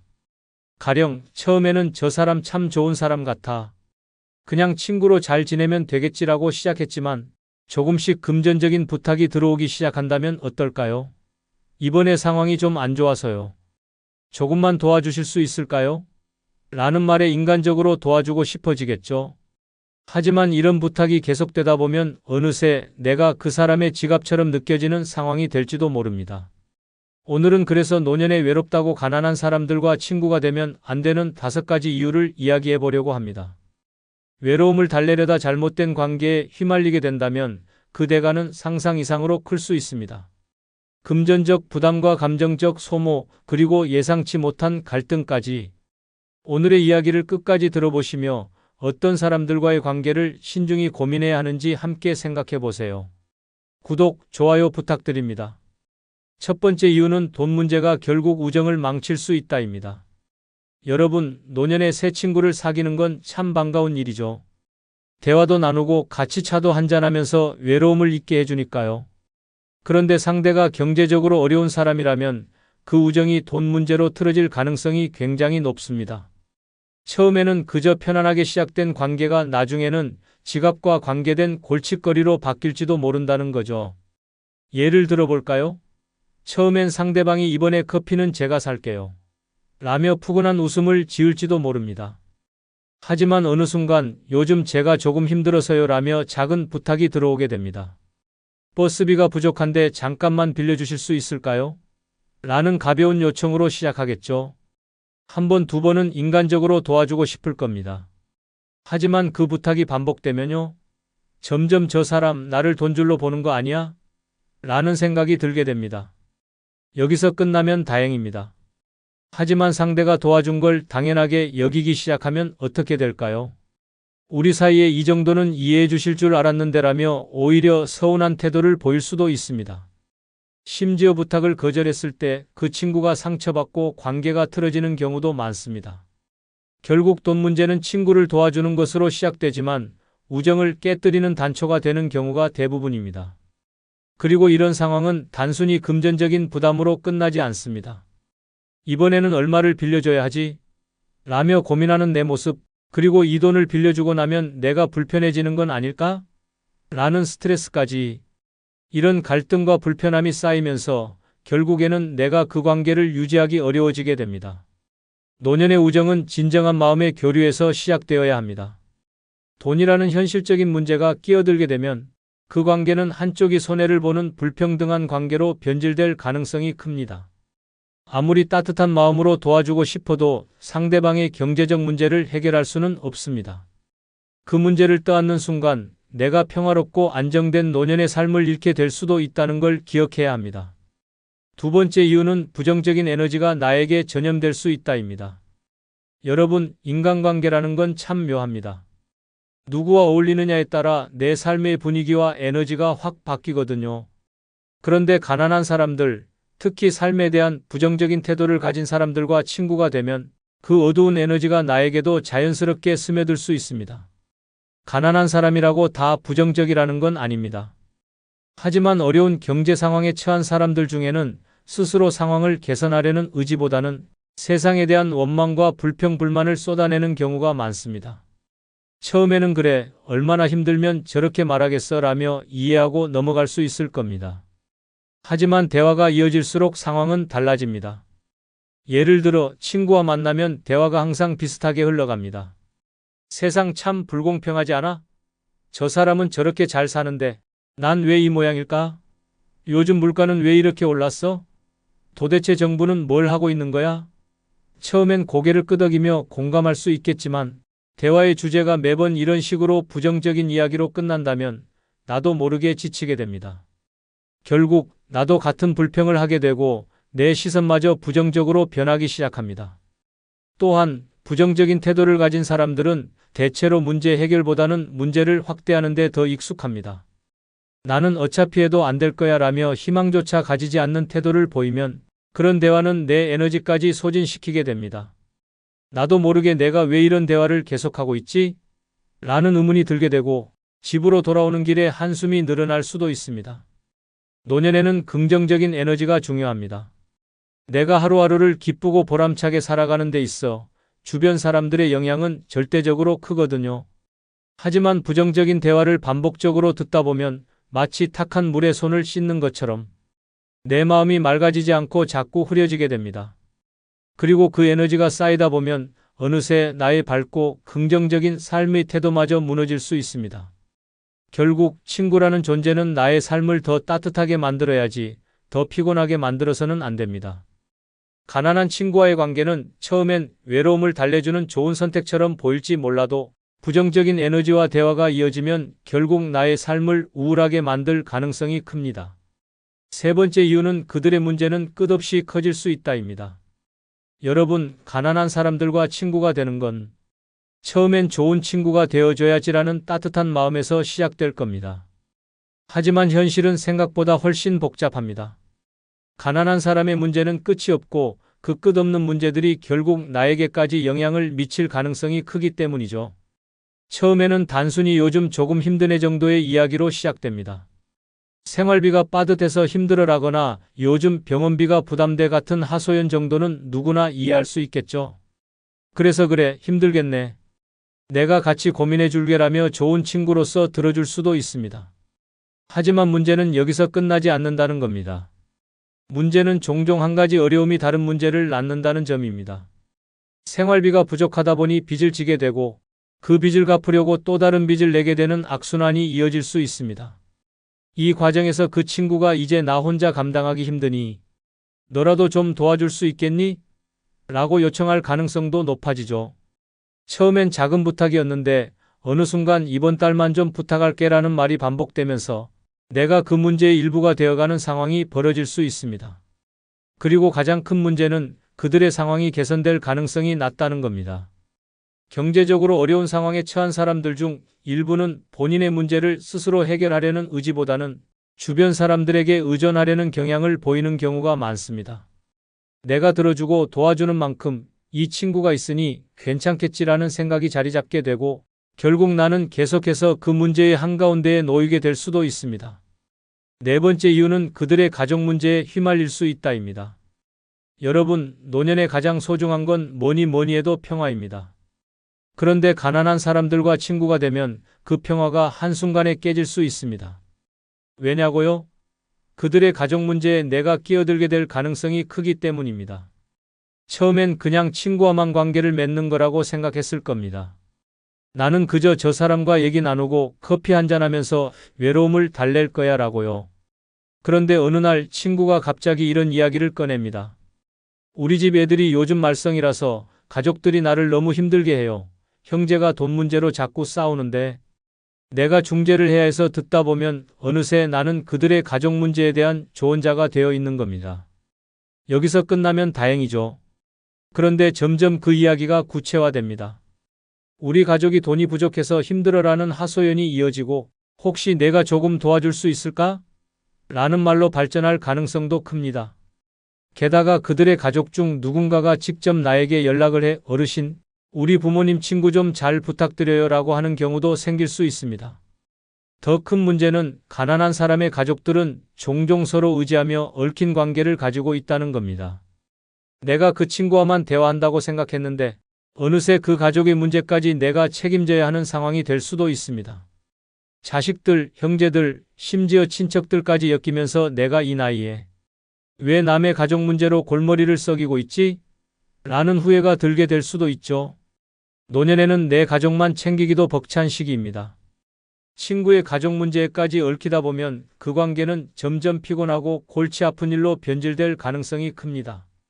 결국 외로움을 달래려다 오히려 내 평화를 잃는 선택이 될 수 있다는 점을 꼭 기억하세요. 다섯 번째 이유는 내 외로움을 더 크게 느끼게 만들 수도 있다입니다. 여러분, 외로움을 달래기 위해 친구를 사귀는 건데 그 친구가 오히려 외로움을 더 키우는 경우도 있다는 거 알고 계신가요? 특히 가난한 사람들과 친구가 되면 이런 일이 벌어질 가능성이 더 높습니다. 처음엔 좋은 친구가 생겼으니 이제 외롭지 않을 거야 라고 생각할 겁니다. 하지만 그 친구와의 대화가 반복될수록 이상한 기분이 들기 시작합니다. 그들의 이야기를 듣다 보면 나는 왜 이런 얘기를 계속 듣고 있어야 하지? 라는 생각이 스멀스멀 올라옵니다.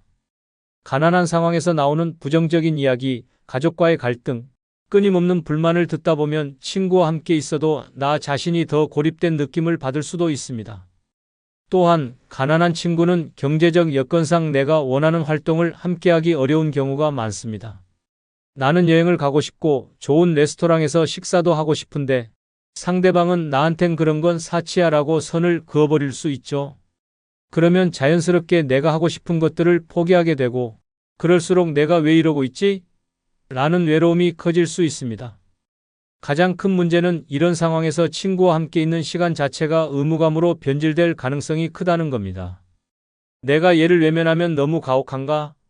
라는 생각에 계속 만나게 되지만 만날수록 나의 에너지가 소진되고 외로움이 더 커지는 악순환이 이어질 수 있습니다.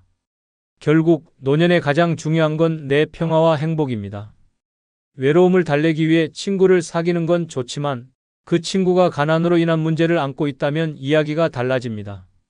그들의 돈 문제, 부정적인 에너지, 끝없는 갈등이 어느새 내 삶까지 침범할 수 있으니까요.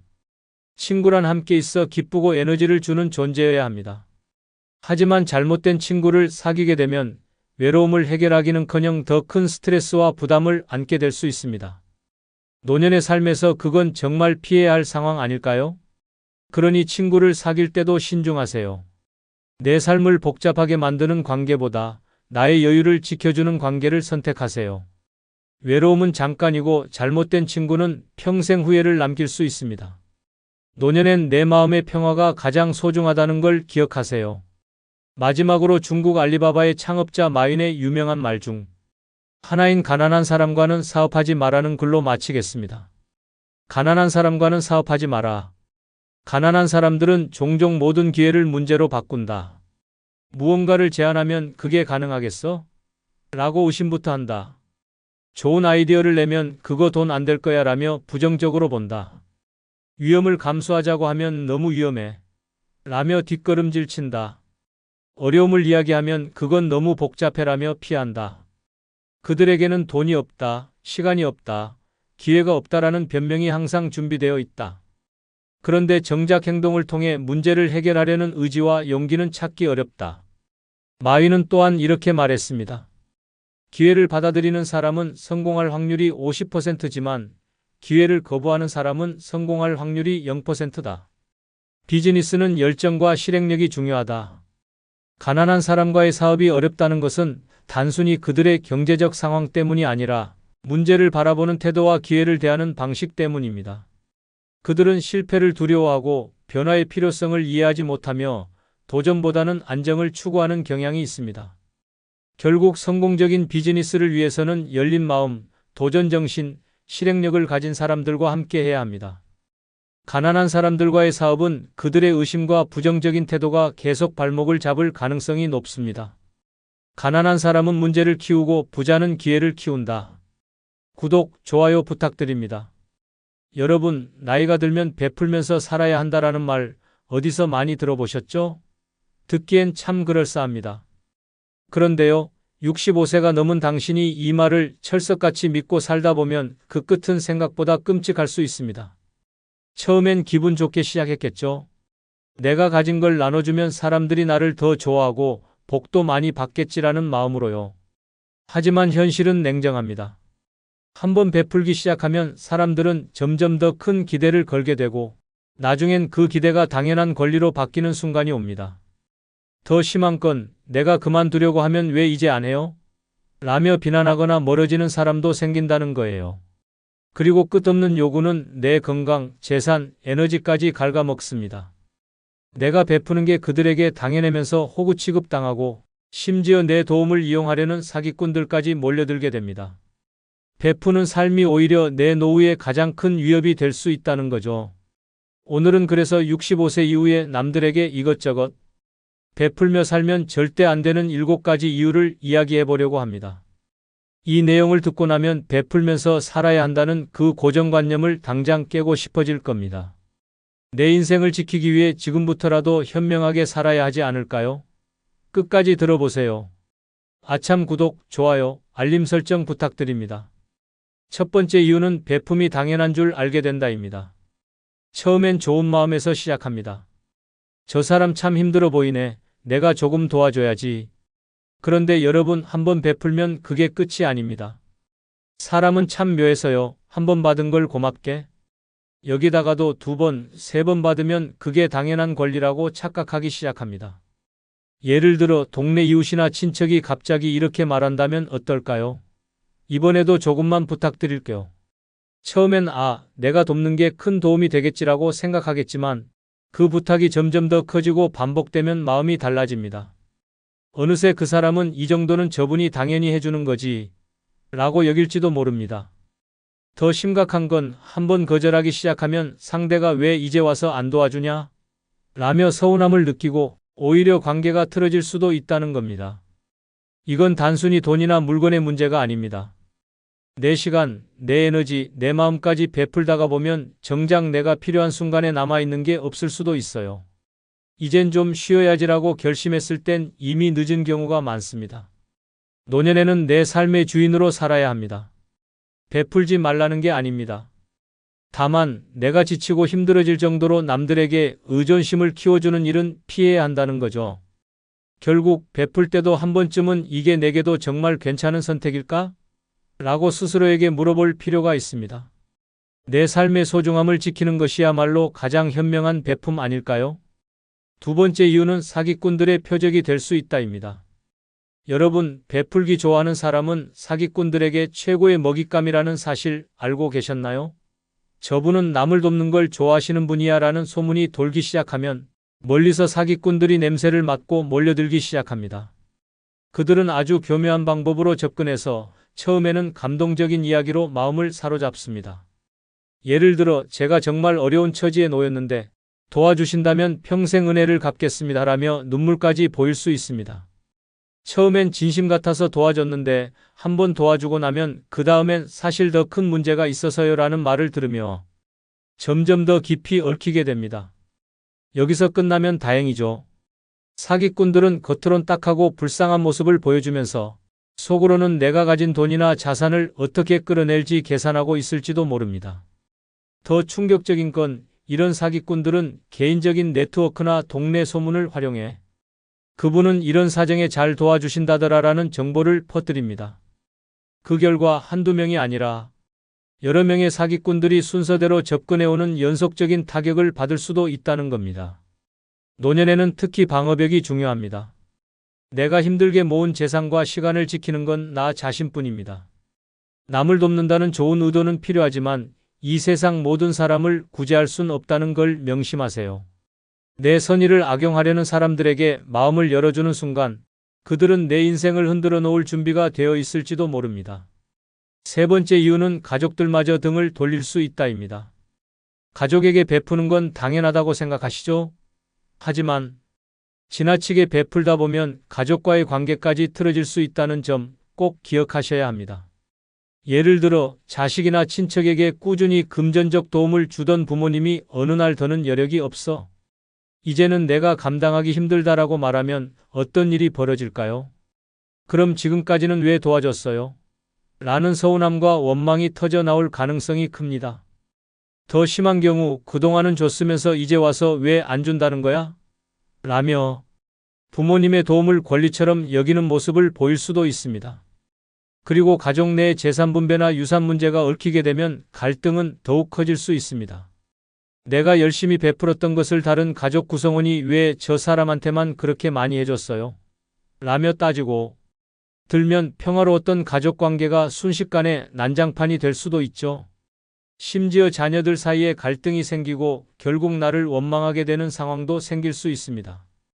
더 큰 문제는 내가 가족들에게 너무 많이 베풀다 보면 정작 나 자신을 돌볼 여력이 없어진다는 겁니다. 그러면 내가 진짜 어려운 상황에 처했을 때 과연 가족들이 나를 도와줄까요? 그동안 내가 베풀었던 건 이미 잊히고 우린 이미 받을 만큼 받았으니 이제 더는 못 도와준다는 냉정한 대답을 들을지도 모릅니다. 노년에는 가족과의 관계에서도 균형이 중요합니다. 지나치게 베풀며 희생하면 오히려 가족들이 나를 소홀히 대할 가능성이 높습니다. 내 소중한 가족 관계를 지키려면 때로는 도움의 선을 긋는 용기도 필요하다는 걸 꼭 기억하세요. 네 번째 이유는 내 노후 자금이 바닥날 수 있다입니다. 여러분, 노후 자금은 평생의 안전망입니다. 젊었을 때 열심히 일하고 모으고 아껴서 만든 돈이죠.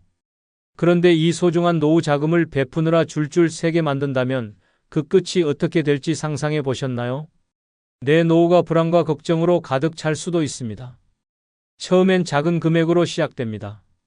조금 도와주는 건 괜찮겠지라며 몇 번 베풀었는데 어느새 그 금액이 점점 커지고 반복되면서 내가 예상하지 못한 속도로 돈이 빠져나가기 시작합니다.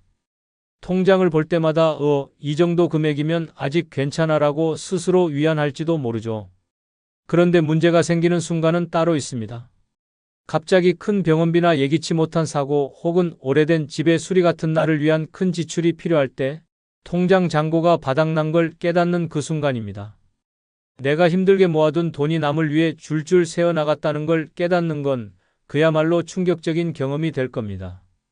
더욱 안타까운 건 이렇게 베푼 돈이 내게 돌아오지 않는다는 점입니다.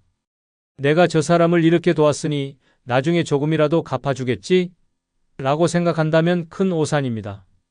노년에 돈이 줄어드는 건 남 탓이 아니라 결국 나의 잘못된 선택에서 시작되는 경우가 많습니다. 노후 자금은 나를 위한 보험입니다. 내 평화, 내 건강, 내 삶의 질을 지키는 유일한 버팀목이죠. 남을 위해 쓰는 건 좋지만 내 노후를 위협할 만큼 줄줄 센다면 그건 절대 멋진 일이 아닙니다. 내 노후를 먼저 지키는 것이 나를 위한 최고의 베풀미라는 걸 잊지 마세요. 다섯 번째 이유는 내 삶이 뒷전으로 밀릴 수 있다입니다. 나이가 들수록 가장 중요한 건 나를 돌보는 일입니다.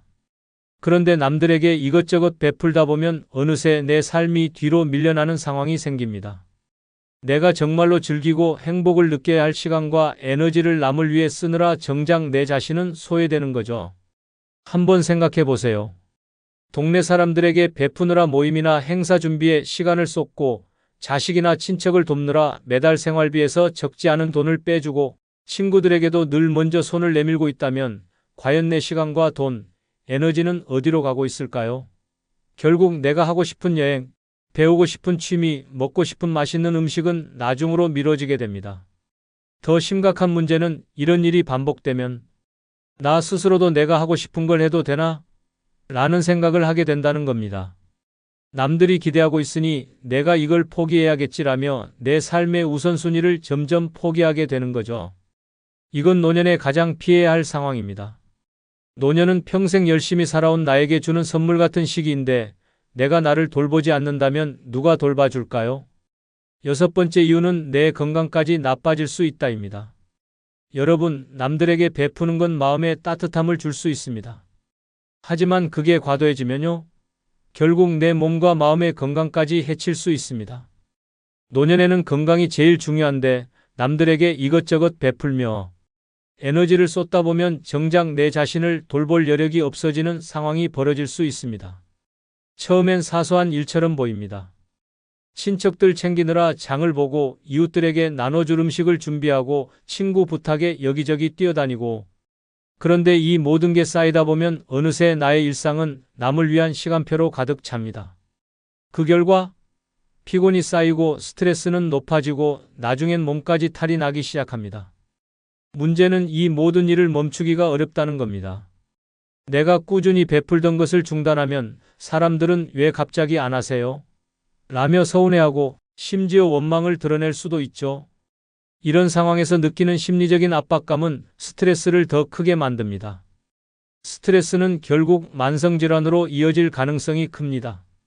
혈압이 오르고 잠을 못 자고 피로가 풀리지 않는다면 그 모든 원인은 남들에게 과하게 베푼 데서 시작될 수도 있습니다. 노년에는 나를 먼저 챙기는 게 우선입니다. 내 몸이 건강해야 남에게 줄 수 있는 여유도 생기는 법이니까요. 베풀고 싶다면 무리하지 않는 선에서, 그리고 내 에너지와 건강을 지키는 범위 안에서 해야 합니다. 베품도 내가 건강해야 가치가 있다는 걸 꼭 기억하세요. 내 건강이 무너지면 나도 남도 결국 행복하지 않습니다. 7번째 이유는 나를 진짜 소중히 여길 시간이 없다입니다. 노년은 나 자신과의 관계를 다시 쌓아야 할 시기입니다. 그동안 열심히 일하고 가족을 챙기고 사회에 헌신하며 살았다면 이제는 내 삶의 주인공으로서 나를 위해 살아야 할 때입니다. 그런데 남들에게 베푸는 일에 너무 많은 시간과 에너지를 쓰다 보면 정작 나를 돌보는 시간이 없어지는 아이러니한 상황이 벌어집니다. 한번 생각해 보세요. 나를 위해 하루를 보내본 게 언제였지? 라는 질문에 답할 수 없다면 그건 이미 내 삶이 남들에게 뺏기고 있다는 신호일지도 모릅니다. 아침에 일어나서부터 오늘은 누굴 도와야 하지? 라고 생각하고 내가 하고 싶은 일은 나중으로 미뤄둔다면 그건 내 삶이 아니라 남의 삶을 대신 살아주는 것일 뿐입니다. 더 심각한 문제는 이렇게 사는 게 반복되다 보면 나도 모르게 나 자신을 소홀히 여기기 시작한다는 것입니다. 나는 괜찮아. 이 정도쯤은 감당할 수 있어라는 생각으로 남을 챙기다 보면 나중엔 내가 진짜 원하는 게 뭔지조차 잊어버리게 됩니다. 내 행복이 무엇인지, 내가 뭘 좋아하는지도 모른 채 하루를 마감하는 날이 많아질지도 모릅니다. 노년에는 내가 나를 돌보고 나를 소중히 여기는 시간이 가장 필요합니다. 내가 나를 돌보지 않으면 아무도 대신 내 행복을 책임져 주지 않습니다. 내 시간을 남에게만 베풀며 쓰지 말고 이제는 그 시간을 나를 위해 써보세요. 내가 나를 사랑하고 나를 위해 살아갈 때 비로소 진정한 행복과 여유를 찾을 수 있을 겁니다.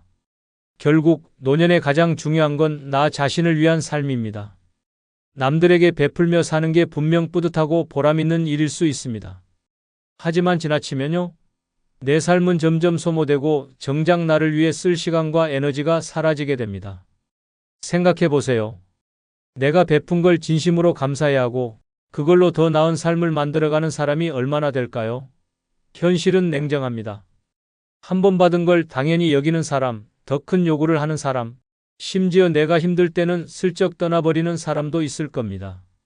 노년은 평생 나를 위해 살지 못했던 시간에 대한 보상 같은 시기입니다. 이젠 남보다 나를 먼저 챙기고 내가 진짜 하고 싶은 일에 시간을 써야 할 때죠. 남을 돕는 것도 중요하지만 내 건강, 내 행복, 내 삶을 지키는 것이 가장 중요한 베풀미라는 걸 꼭 기억하세요. 여러분, 이젠 내 인생의 주인공으로 살아가야 할 시간입니다. 마지막으로 구독, 좋아요, 알림 설정 부탁드립니다. 감사합니다. 여러분, 나이 65세가 넘으면 모임 하나 잘못 나갔다가 당신의 인생이 피곤해질 수 있습니다. 잘못된 모임은 당신의 시간을 갉아먹고 지갑을 털고 마음까지 병들게 할 수 있는 무서운 덫입니다. 처음엔 사람들도 만나고 기분 전환이나 해보자라는 가벼운 마음으로 나갔다가 나중엔 내가 왜 여길 갔을까? 라며 피눈물을 흘릴지도 모릅니다. 특히 노년에는 내 시간과 에너지가 너무나 소중합니다. 남들에게 휘둘리고 돈 쓰고 마음만 불편해지는 모임은 절대 나가면 안 되는 함정입니다. 이런 곳에 발을 들이는 순간 평화롭던 당신의 노후는 산산조각 날 수 있습니다. 그래서 오늘은 65세 넘어 절대 가면 안 되는 모임 6가지를 알려드리려고 합니다. 당신의 소중한 시간과 돈을 지키기 위해 이 영상 끝까지 보시고 불필요한 모임은 단칼에 끊어내세요. 당신의 노후는 남이 아니라 오직 당신이 지켜야 합니다. 지금부터 시작해 볼까요? 먼저 구독, 좋아요 눌러주세요. 첫 번째는 회비나 공동경비가 계속 드는 모임입니다. 처음에는 가벼운 마음으로 시작합니다. 우리 매달 회비를 모아서 모임을 운영하자라며 돈을 조금씩 내기 시작하죠. 하지만 이런 모임이 오래되다 보면 상황이 달라집니다. 회비는 점점 늘어나고 어디에 쓰이는지도 모를 불투명한 지출이 생기기 시작합니다. 특히 이런 모임은 종종 과시와 허영으로 흘러가게 됩니다. 이번엔 좋은 음식점에서 만나자, 우리도 여행 한번 가야지라는 식으로 점점 더 큰 돈을 쓰기 시작하죠. 그럴 때마다 부담이 되지만 다들 내는데 나만 빠질 수 없지라는 생각에 억지로 지갑을 열게 됩니다. 더 심각한 건 내가 그 돈을 내면서도 즐겁지 않다는 겁니다. 또한 이런 모임에서는 자주 돈 문제로 갈등이 생깁니다. 회비를 누군가는 꼬박꼬박 내지만 또 누군가는 미적미적 거리며 이번 달은 좀 어려워라고 핑계를 대기 시작하죠. 그러다 보면 돈을 낸 사람만 손해보는 상황이 벌어집니다. 결국 나 혼자 열심히 회비를 내면서도 그 돈이 나를 위해 쓰이는 게 아니라고 느끼는 순간 이 모임에 나가는 의미는 완전히 사라져버립니다. 노년에는 나의 돈이 나를 위해 쓰여야 합니다. 내 생활비, 건강, 여유를 위해 써야 할 돈이 엉뚱한 모임에 빠져나가는 건 정말 어리석은 일이죠. 회비를 걷는 모임이 처음엔 즐거워 보여도 결국은 내 지갑만 털어가는 불편한 존재가 될 수 있습니다. 이런 모임은 과감하게 멈추세요. 내 돈과 시간을 나 자신을 위해 써야 합니다. 두 번째는 돈 자랑, 재산 자랑이 난무하는 모임입니다. 여러분, 모임에 나가서 이런 이야기 들어본 적 있으신가요? 나 이번에 아파트 값이 또 올랐어. 우리 애들이 이번에 비싼 차를 선물해줬다니까? 듣는 순간 마음이 편안해지나요? 아니죠. 이럴 땐 왠지 모르게 가슴이 답답해지고 내 자신이 작아지는 느낌이 듭니다. 특히 나이가 들면 이런 재산 자랑 모임은 정말 피해야 할 1순위입니다. 왜냐고요? 이 모임은 결국 나를 무시하고 상처 주는 자리로 변질될 가능성이 크기 때문입니다. 처음엔 그저 저분 잘 사시네. 부럽다 정도로 넘어갈 수 있습니다. 하지만 시간이 지나면서 이런 자랑이 반복되면 나도 모르게 비교하게 됩니다. 나는 왜 저렇게 못 살았지? 내 재산은 왜 저렇게 안 불어났을까? 라며 불필요한 자책감이 생기고 기분까지 엉망이 될 수 있습니다. 더 심한 경우 내가 그동안 알뜰살뜰 모아둔 돈이 초라하게 느껴져서 괜히 자존감까지 떨어질 수도 있죠. 게다가 이런 모임은 눈치 싸움의 장이 되기도 합니다. 처음에는 듣기만 하던 사람들도 점점 자기 자랑을 시작하거든요. 누가 더 좋은 집에 사는지, 누가 더 많은 돈을 모았는지. 경쟁하듯 떠들어대기 시작하면 그 자리는 대화가 아니라 전쟁터가 됩니다. 웃으면서 듣고 있지만 속으로는 피곤하고 씁쓸하기만 합니다. 그리고 이런 모임에 자주 나가다 보면 한 가지 위험이 더 있습니다. 사기꾼들의 표적이 될 수 있다는 거죠. 내가 가진 돈이나 재산 이야기를 꺼내는 순간 누군가는 그걸 노리고 접근할 수도 있습니다. 좋은 투자처가 있는데 같이 하실래요? 라며 가머니설로 유혹하는 사람들이 나타날 수 있거든요. 이때 잘못 발을 들이면 평생 모은 재산이 한순간에 날아가는 최악의 상황이 벌어질 수 있습니다. 결론은 이겁니다. 남의 재산 자랑에 내 마음 다칠 필요 없고 내 재산 노출에서 위험을 자초할 필요도 없습니다. 이런 모임에 나가봤자 얻는 건 스트레스와 비교의식 뿐이에요. 그러니 돈 자랑, 재산 자랑하는 모임은 안 가는 게 답입니다. 나의 평화로운 노후를 위해 이런 모임은 과감하게 끊어내세요. 두 번째는 사사건건 뒷담화만 하는 모임입니다. 여러분, 모임에 나가면 이번에 누구네 집 며느리가 어떻게 됐다더라. 저 집 아들은 아직도 취직도 못했대. 라는 이야기부터 시작해서 없던 관심도 생기게 하는 소문과 뒷담화가 난무하는 자리 꼭 있지 않나요? 이런 모임은 듣는 재미 때문에 한두 번은 나가볼 수 있지만 절대 오래 있으면 안 되는 모임입니다. 왜냐고요? 결국 내 뒷담화도 그들의 안주거리가 될 가능성이 높기 때문이죠. 처음에는 남의 이야기를 가볍게 듣는 재미가 있을 수 있습니다. 하지만 이런 모임의 공통점은 타겟이 계속 바뀐다는 것입니다. 오늘은 다른 사람 이야기로 꽃을 피우지만 내일은 내 이야기가 그 자리에 오를 수 있습니다. 저 사람 요즘 왜 이렇게 혼자 다녀? 혹시 가족 사이에 무슨 일 있는 거 아니야? 라며 나도 모르게 내 일상이 그들의 입을 타고 흘러다닐 수 있죠. 더 심각한 건 이런 뒷담화가 내 평판에 악영향을 미칠 수 있다는 겁니다. 모임에서는 대수롭지 않게 흘려들은 말이 다른 사람을 거치면서 점점 과장되고 왜곡될 수 있어요. 그분 요즘 돈이 많이 모자란가 봐. 저분 건강이 안 좋다더라. 같은 터무니없는 소문이 나를 따라다니기 시작하면 괜히 억울하고 분한 마음만 남게 됩니다. 그리고 이런 모임에 오래 있다 보면 나도 더 의심 많고 불평 불만이 늘어나는 사람이 되어버리죠. 노년에 가장 중요한 건 마음의 평화와 긍정적인 에너지입니다. 남의 뒷담화로 가득 찬 모임은 결국 나를 더 불안하고 불행하게 만들 뿐입니다. 나가면 기분이 좋아야 할 모임이 돌아올 땐 마음이 더 찝찝하고 불편해진다면 그런 모임은 나의 삶에서 과감히 지워버리는 게 답입니다. 내 노후의 품격을 위해 뒷담화만 하는 모임은 절대 가지 마세요. 세 번째는 건강을 해치는 과음과식 모임입니다. 여러분, 모임에 가면 빠지지 않는 게 뭔지 아세요? 바로 술과 기름진 음식입니다. 오랜만에 만났으니 한잔해야지 라는 말로 시작해 밥상에는 기름, 좔좔 흐르는 고기, 짠 반찬들이 올라오고 잔은 끝도 없이 채워집니다. 그 자리에서는 웃고 떠들며 기분 좋을지 몰라도 집에 돌아온 뒤 몸이 망가지는 소리가 들리는 듯하지 않나요? 노년에 가장 중요한 건 뭐니 해도 건강입니다. 하지만 이런 과음과식 모임에 나가면 내 건강은 나 몰라라 내팽개쳐지기 시작합니다. 에이, 한 번쯤은 괜찮겠지라며 넘겼다가 어느새 그런 모임이 매주, 매달 반복되면 어떻게 될까요? 혈압이 쑥 올라가고 혈당은 높아지고 배는 점점 나오고 병원에서 조심하셔야겠어요 라는 경고를 듣는 건 시간 문제입니다. 더 큰 문제는 이런 모임이 끝나고 나면 남는 게 없다는 것입니다. 나의 건강은 나빠지고 주머니 사정도 가벼워지지만 정작 내 인생에 의미 있는 대화나 깊은 관계는 찾아보기 어렵습니다. 오늘 참 재미있었어 라고 생각하겠지만 그 즐거움은 잠깐이고 몸은 다음 날까지 숙취와 더부룩함으로 고생할 겁니다. 게다가 이런 모임에 자주 나가다 보면 나쁜 습관이 몸에 배기 시작합니다. 처음엔 어색해서 한두 잔 마시던 술이 어느새 없으면 허전해지고 소식하던 식사량도 점점 늘어납니다. 결국 이런 반복된 생활이 나를 만성 질병의 길로 이끌게 되죠. 더 심각한 건 병원비로 나가는 돈까지 늘어나니 결국 건강과 재정 모두에 타격을 입게 되는 겁니다. 네 번째는 투자나 사업 정보를 공유하는 모임입니다. 여러분, 나이가 들면 은퇴 후에도 돈을 좀 더 불려봐야겠다는 생각이 들 때가 있습니다. 이때 주변에서 좋은 투자처가 있다, 수익이 확실한 사업이 있으니 한번 해보시라며 솔깃한 제안을 하는 사람들이 꼭 등장합니다. 이런 모임에 가면 처음엔 다들 똑똑한 척, 아는 척하며 화려한 말잔치를 벌입니다. 이건 대박이야, 나만 알고 있는 기회야 라는 말이 쏟아지죠. 하지만 아시나요? 이런 모임의 대부분은 내 돈을 노리는 덫일 가능성이 큽니다. 주식, 부동산, 코인 투자, 심지어 새로운 사업까지 그럴싸한 이야기로 시작되지만 결과는 대부분 돈을 날렸다로 끝납니다. 특히 노년의 돈은 평생 일해서 어렵게 모은 소중한 자산입니다.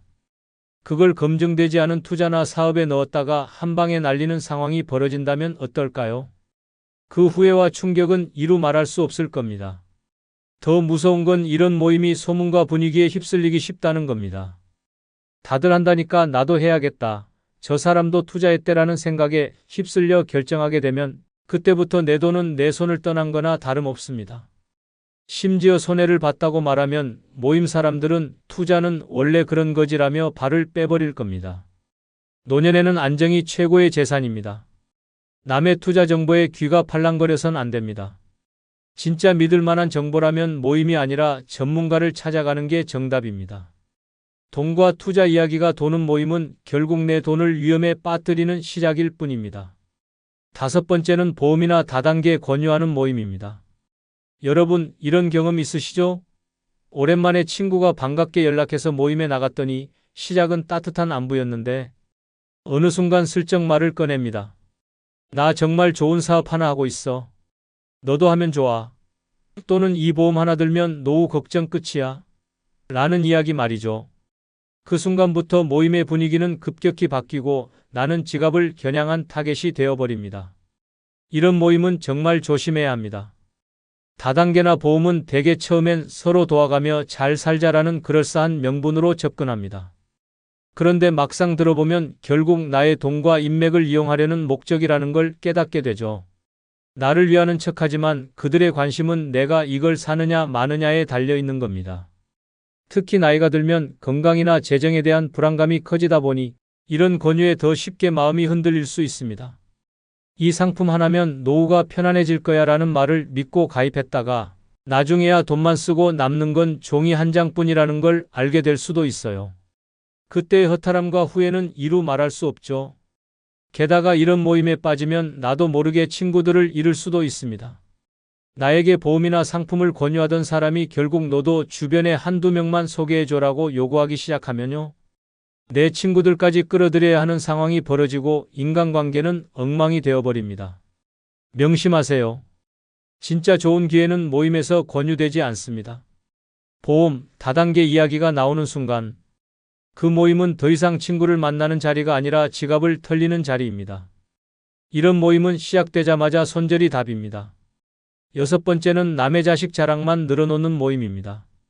여러분, 모임에 갔더니 이런 이야기만 계속 들리나요? 우리 애는 이번에 승진해서 월급이 2배로 올랐다니까? 우리 며느리는 어쩜 그렇게 살림도 잘하고 애교도 많아? 우리 손주는 벌써 영어도 척척하더라니까? 처음에는 대단한 애라며 고개를 끄덕이지만 시간이 지날수록 슬슬 마음이 불편해지지 않나요? 이런 자식 자랑, 손주 자랑만 넘쳐나는 모임은 절대 오래 있어서는 안 됩니다. 왜냐고요? 이 모임의 진짜 목적은 나를 초라하게 만드는 데 있기 때문이죠. 이런 모임에 오래 있다 보면 나도 모르게 비교하게 됩니다. 나는 왜 자식이 연락도 없지? 우리 손주는 아직 겨우 글자만 배우는 데라며 괜히 마음이 상하고 기분이 꿀꿀해집니다. 이런 비교는 결국 내 자존감에 상처를 내고 나를 더 외롭게 만들 뿐입니다. 더 심각한 건 이런 모임의 특성상 내가 요즘 우리 애는 조금 힘들어라고 솔직하게 말하면 어떤 일이 벌어질까요? 겉으로는 아이고 힘들겠네라고 하지만 속으로는 그 집은 저렇다더라라며 뒷말의 주인공이 될 가능성이 큽니다. 결국 나의 고민은 가볍게 소비되고 그 모임은 나에게 더 큰 상처만 남기게 되죠. 노년의 모임은 나를 위로하고 격려하는 자리여야 합니다. 하지만 남의 자식 자랑만 늘어놓는 모임은 나를 초라하게 만들고 내 삶의 행복을 갉아먹는 독이 될 뿐입니다. 자식도 손주도 결국 각자의 인생을 살아가는 거지 그들의 성공이 내 행복을 대신할 순 없습니다. 이런 모임에선 당당하게 외치세요. 나는 내 삶이 제일 행복하다. 자식, 손주 자랑에 휘둘리지 말고 나 자신에게 집중하는 게 진짜 멋진 노후의 시작입니다. 이런 모임은 손절이 답입니다. 내 마음의 평화는 그 무엇과도 바꿀 수 없으니까요. 여섯 번째는 광신적이거나 강요가 심한 종교 모임입니다. 여러분, 종교는 분명 개인의 마음을 위로하고 삶의 힘이 되어줄 수 있습니다. 하지만 문제가 되는 건 강요와 맹목적인 헌금 요구와 믿음이 넘쳐나는 종교 모임입니다. 나이 들어 외롭고 힘든 시기에 이런 모임에 잘못 발을 들이면 처음엔 위로와 평화를 준다며 반갑게 맞아주지만 나중엔 내 시간과 돈을 송두리째 앗아가 버릴 수 있습니다. 이런 모임에 가면 분위기가 참 묘합니다. 처음에는 친절하고 따뜻하게 대해줍니다. 같이 기도하면 마음이 편안해져요 라며 감동을 주죠. 하지만 점점 이런 말이 따라 붙습니다. 헌금은 믿음의 표현입니다. 또는 이건 꼭 필요한 일이니까 도와주셔야죠. 나를 위하는 척하며 지갑을 열게 만드는 겁니다. 여기서 한번 넘어가면 끝도 없습니다. 게다가 이 모임들은 종종 나를 통제하려고 합니다. 믿음이 부족해서 그렇다거나 우리 모임에 더 헌신하면 복을 받을 겁니다라며 정신적으로 압박을 가하기 시작하죠. 나의 시간과 돈, 심지어 내 생각과 자유마저 그들의 요구에 맞추게 되는 상황이 벌어질 수 있습니다. 더 무서운 건 이런 모임에 빠지면 가족과도 멀어질 수 있다는 점입니다.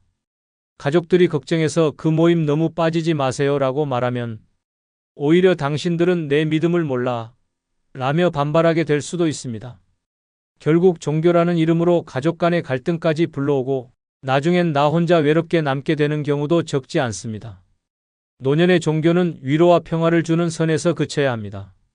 나를 억압하고 강요하며 내 시간과 돈을 요구하는 종교 모임이라면 그건 이미 종교가 아니라 나를 이용하는 덫일 뿐입니다. 믿음은 나의 자유로워야 하고 내 선택이어야 합니다. 만약 이런 강요가 심한 종교 모임에 나가고 있다면 단호하게 멈추세요. 구독, 좋아요, 알림 설정 부탁드립니다. 댓글에 당신의 경험담을 적어주세요. 감사합니다. 여러분, 한번 솔직히 생각해 봅시다. 나이 들어보니 뭐가 남던가요? 돈? 사람들? 자식들? 웃기지 마세요. 다 부질없습니다. 젊었을 땐 사람 붙들고 돈 끌어모으고 세상 다 가질 것처럼 살았지만 결국 내 손에 남은 건 뭐예요? 아무것도 없잖아요. 특히 노년에는 외로움이 무섭다며 사람들에게 휘둘리다가 내 시간과 돈, 에너지를 몽땅 빼앗기고 결국 남는 건 스트레스와 후회뿐입니다. 괜히 복잡한 인간관계에 발 담그면 피곤하고 쓸데없는 일에 휘말리면 내 인생만 더 고단해집니다. 이제는 정신 차릴 때입니다. 혼자 사는 게 최고입니다. 오늘은 그래서 늙으면 다 부질없다. 이 6가지 하면서 혼자 사는 게 최고다라는 주제로 이야기를 해볼까 합니다. 이 6가지만 제대로 지키면 노년에도 편하고 행복하고 스트레스 없는 완벽한 혼자 살기가 가능합니다. 끝까지 보시면 왜 혼자가 진짜 최고인지 깨닫게 될 겁니다. 지금부터 시작합니다. 먼저 구독, 좋아요 눌러주세요. 첫 번째는 남 눈치 보지 말고 하고 싶은 거 다 하라입니다. 여러분, 한번 솔직히 생각해 보세요. 지금까지 몇 번이나 남들 눈치 보느라 내 하고 싶은 걸 포기했습니까? 나이 들수록 더 심해집니다. 이 나이에 내가 이런 걸 해도 되나? 사람들이 뭐라고 할까? 라는 생각에 스스로를 가둬버리죠. 그런데요, 이런 고민을 하는 동안 당신의 소중한 시간이 그냥 흘러가고 있다는 걸 아십니까? 특히 노년의 남의 눈치를 보면 당신의 삶은 그 순간부터 끝난 겁니다. 내가 여행을 가고 싶어도 에이, 나이 들어서 무슨 여행이야 라며 스스로를 막고 내가 새로 배우고 싶어도 이 나이에 시작해서 뭐 하겠어? 라며 발을 뺍니다. 그리고 그 자리에 남는 건요, 후회와 허무함 뿐입니다. 더 심각한 건 남의 시선 때문에 내 삶의 주인이 내가 아닌 남들이 되어버린다는 겁니다. 사람들이 이걸 어떻게 볼까? 자식들이 뭐라 할까? 라는 생각에 얽매이다 보면 결국 내 인생을 내가 아닌 남들의 기준에 맞춰 살아가게 됩니다. 그런데 한 가지 질문해 봅시다. 당신이 그렇게 남들 눈치를 보며 사는 동안 그 사람들이 당신의 행복에 책임져 주던가요? 아니요. 아무도 당신 대신 행복해지지 않습니다. 노년은 마지막으로 내 삶을 제대로 살아볼 기회입니다. 이제는 남들 눈치 보느라 하고 싶은 걸 포기하지 마세요. 마음에 드는 걸 사고 배우고 싶은 걸 배우고 가고 싶은 대로 가세요. 세상이 뭐라 하든 자식들이 한숨을 쉬든 그게 무슨 상관입니까? 당신의 삶은 당신 겁니다. 남들 눈치 보다가 내 인생 다 망치는 일은 절대 없어야 합니다. 이제부터는 당당하게 하세요. 내가 하고 싶은 건 내가 한다. 사람들이 뭐라 하든 그들의 시선은 내 인생에 아무 의미도 없습니다. 지금부터는 내가 하고 싶은 걸 눈치 보지 않고 다 하세요. 그게 진짜 자유고 진짜 행복입니다. 노년은 내가 주인공입니다. 남들이 아니라 나를 위해 살아가세요.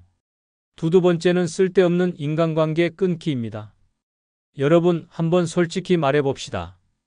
당신 주변 사람들 진짜 당신을 위해 존재하나요? 젊었을 땐 인맥이고 뭐고 다 중요해 보였죠. 하지만 나이 들고 보니 다 소용없더라고요. 이제 남는 건 진짜 나를 위해 주는 사람 몇 안 되는 친구나 가족뿐입니다. 나머지요? 다 귀찮고 피곤한 존재들입니다. 특히 노년엔 인간관계가 더 위험합니다. 사람 만나면 처음엔 좋죠. 얘기하고 웃고 떠들고 기분 좋아지는 것 같지만요. 조금만 지나면 그 모임의 진짜 목적이 드러납니다. 이번에 우리 가족이 좀 힘든데라며 돈 부탁하는 사람, 시간 있으면 이 일 좀 도와줘라며 당신의 에너지를 갈아먹는 사람, 심지어 뒷담화나 험담의 소재로 당신을 이용하는 사람들까지 결국 남 좋은 일만 시키고 내 시간과 정작 나를 위한 여유는 사라지는 것, 그게 현실입니다. 게다가 나이가 들면 사람들은 당신을 더 쉬운 타겟으로 봅니다. 뭐든지 잘 도와주고 잘 들어주고 쉽게 넘어갈 것 같아 보이니까요. 결국 당신의 선의를 당연히 여기고 그걸 빼앗아 가려고 들겠죠. 왜 그런 관계에 나를 소모합니까? 이제는 단호하게 끊어야 합니다. 쓸데없는 인간관계는 노년의 암덩어리 같은 존재일 뿐입니다. 사람들과 얽혀서 내 에너지만 소모되고 불필요한 갈등만 늘어나는 관계는 이제 끝내세요.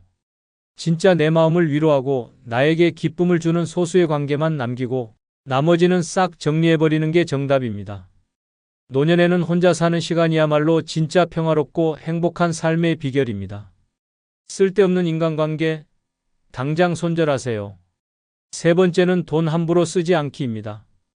여러분, 노년에 가장 위험한 게 뭔지 아세요? 돈을 함부로 쓰는 겁니다.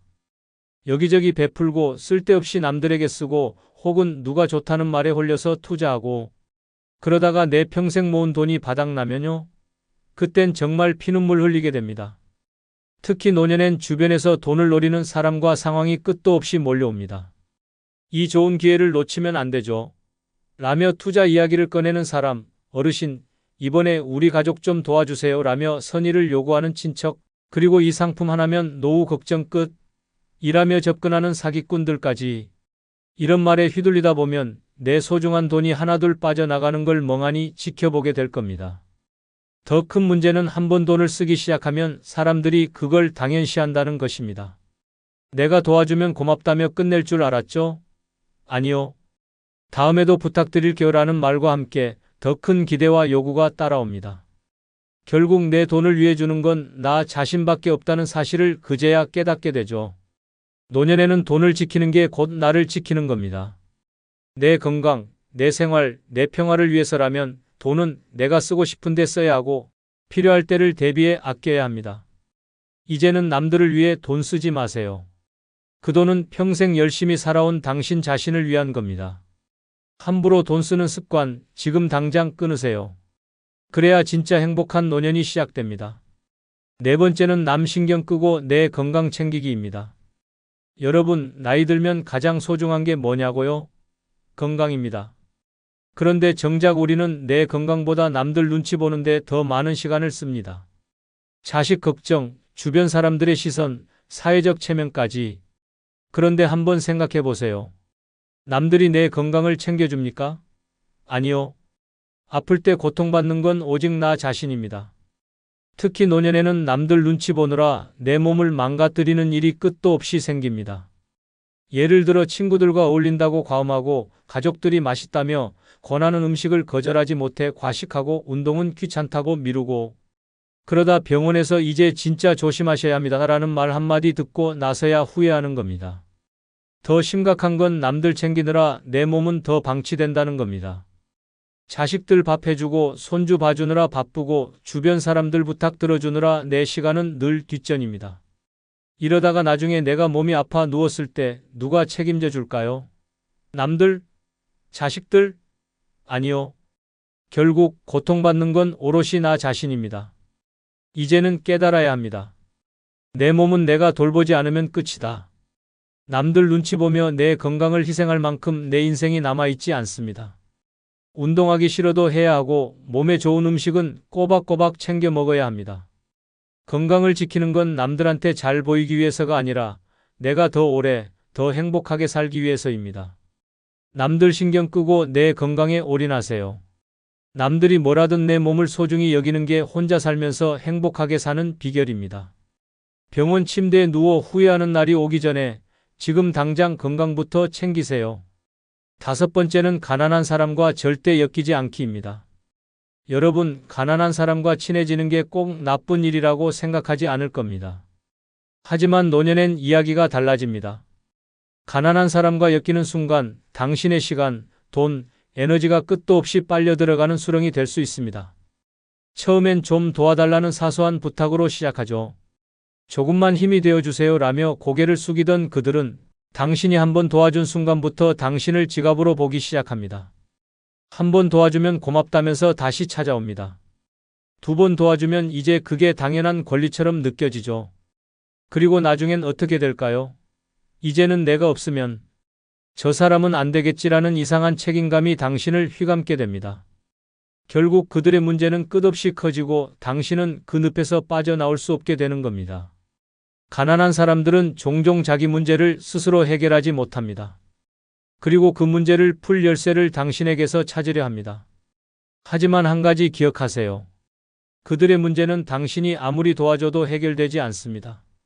오히려 당신이 도와줄수록 더 의존하게 되고 나중엔 도와주던 사람이 갑자기 안 도와주면 더 힘들다며 당신을 원망할 가능성까지 생깁니다. 더 충격적인 건 이런 관계가 당신을 정신적으로도 파괴한다는 겁니다. 한 번 돕기 시작하면 죄책감이 따라 붙습니다.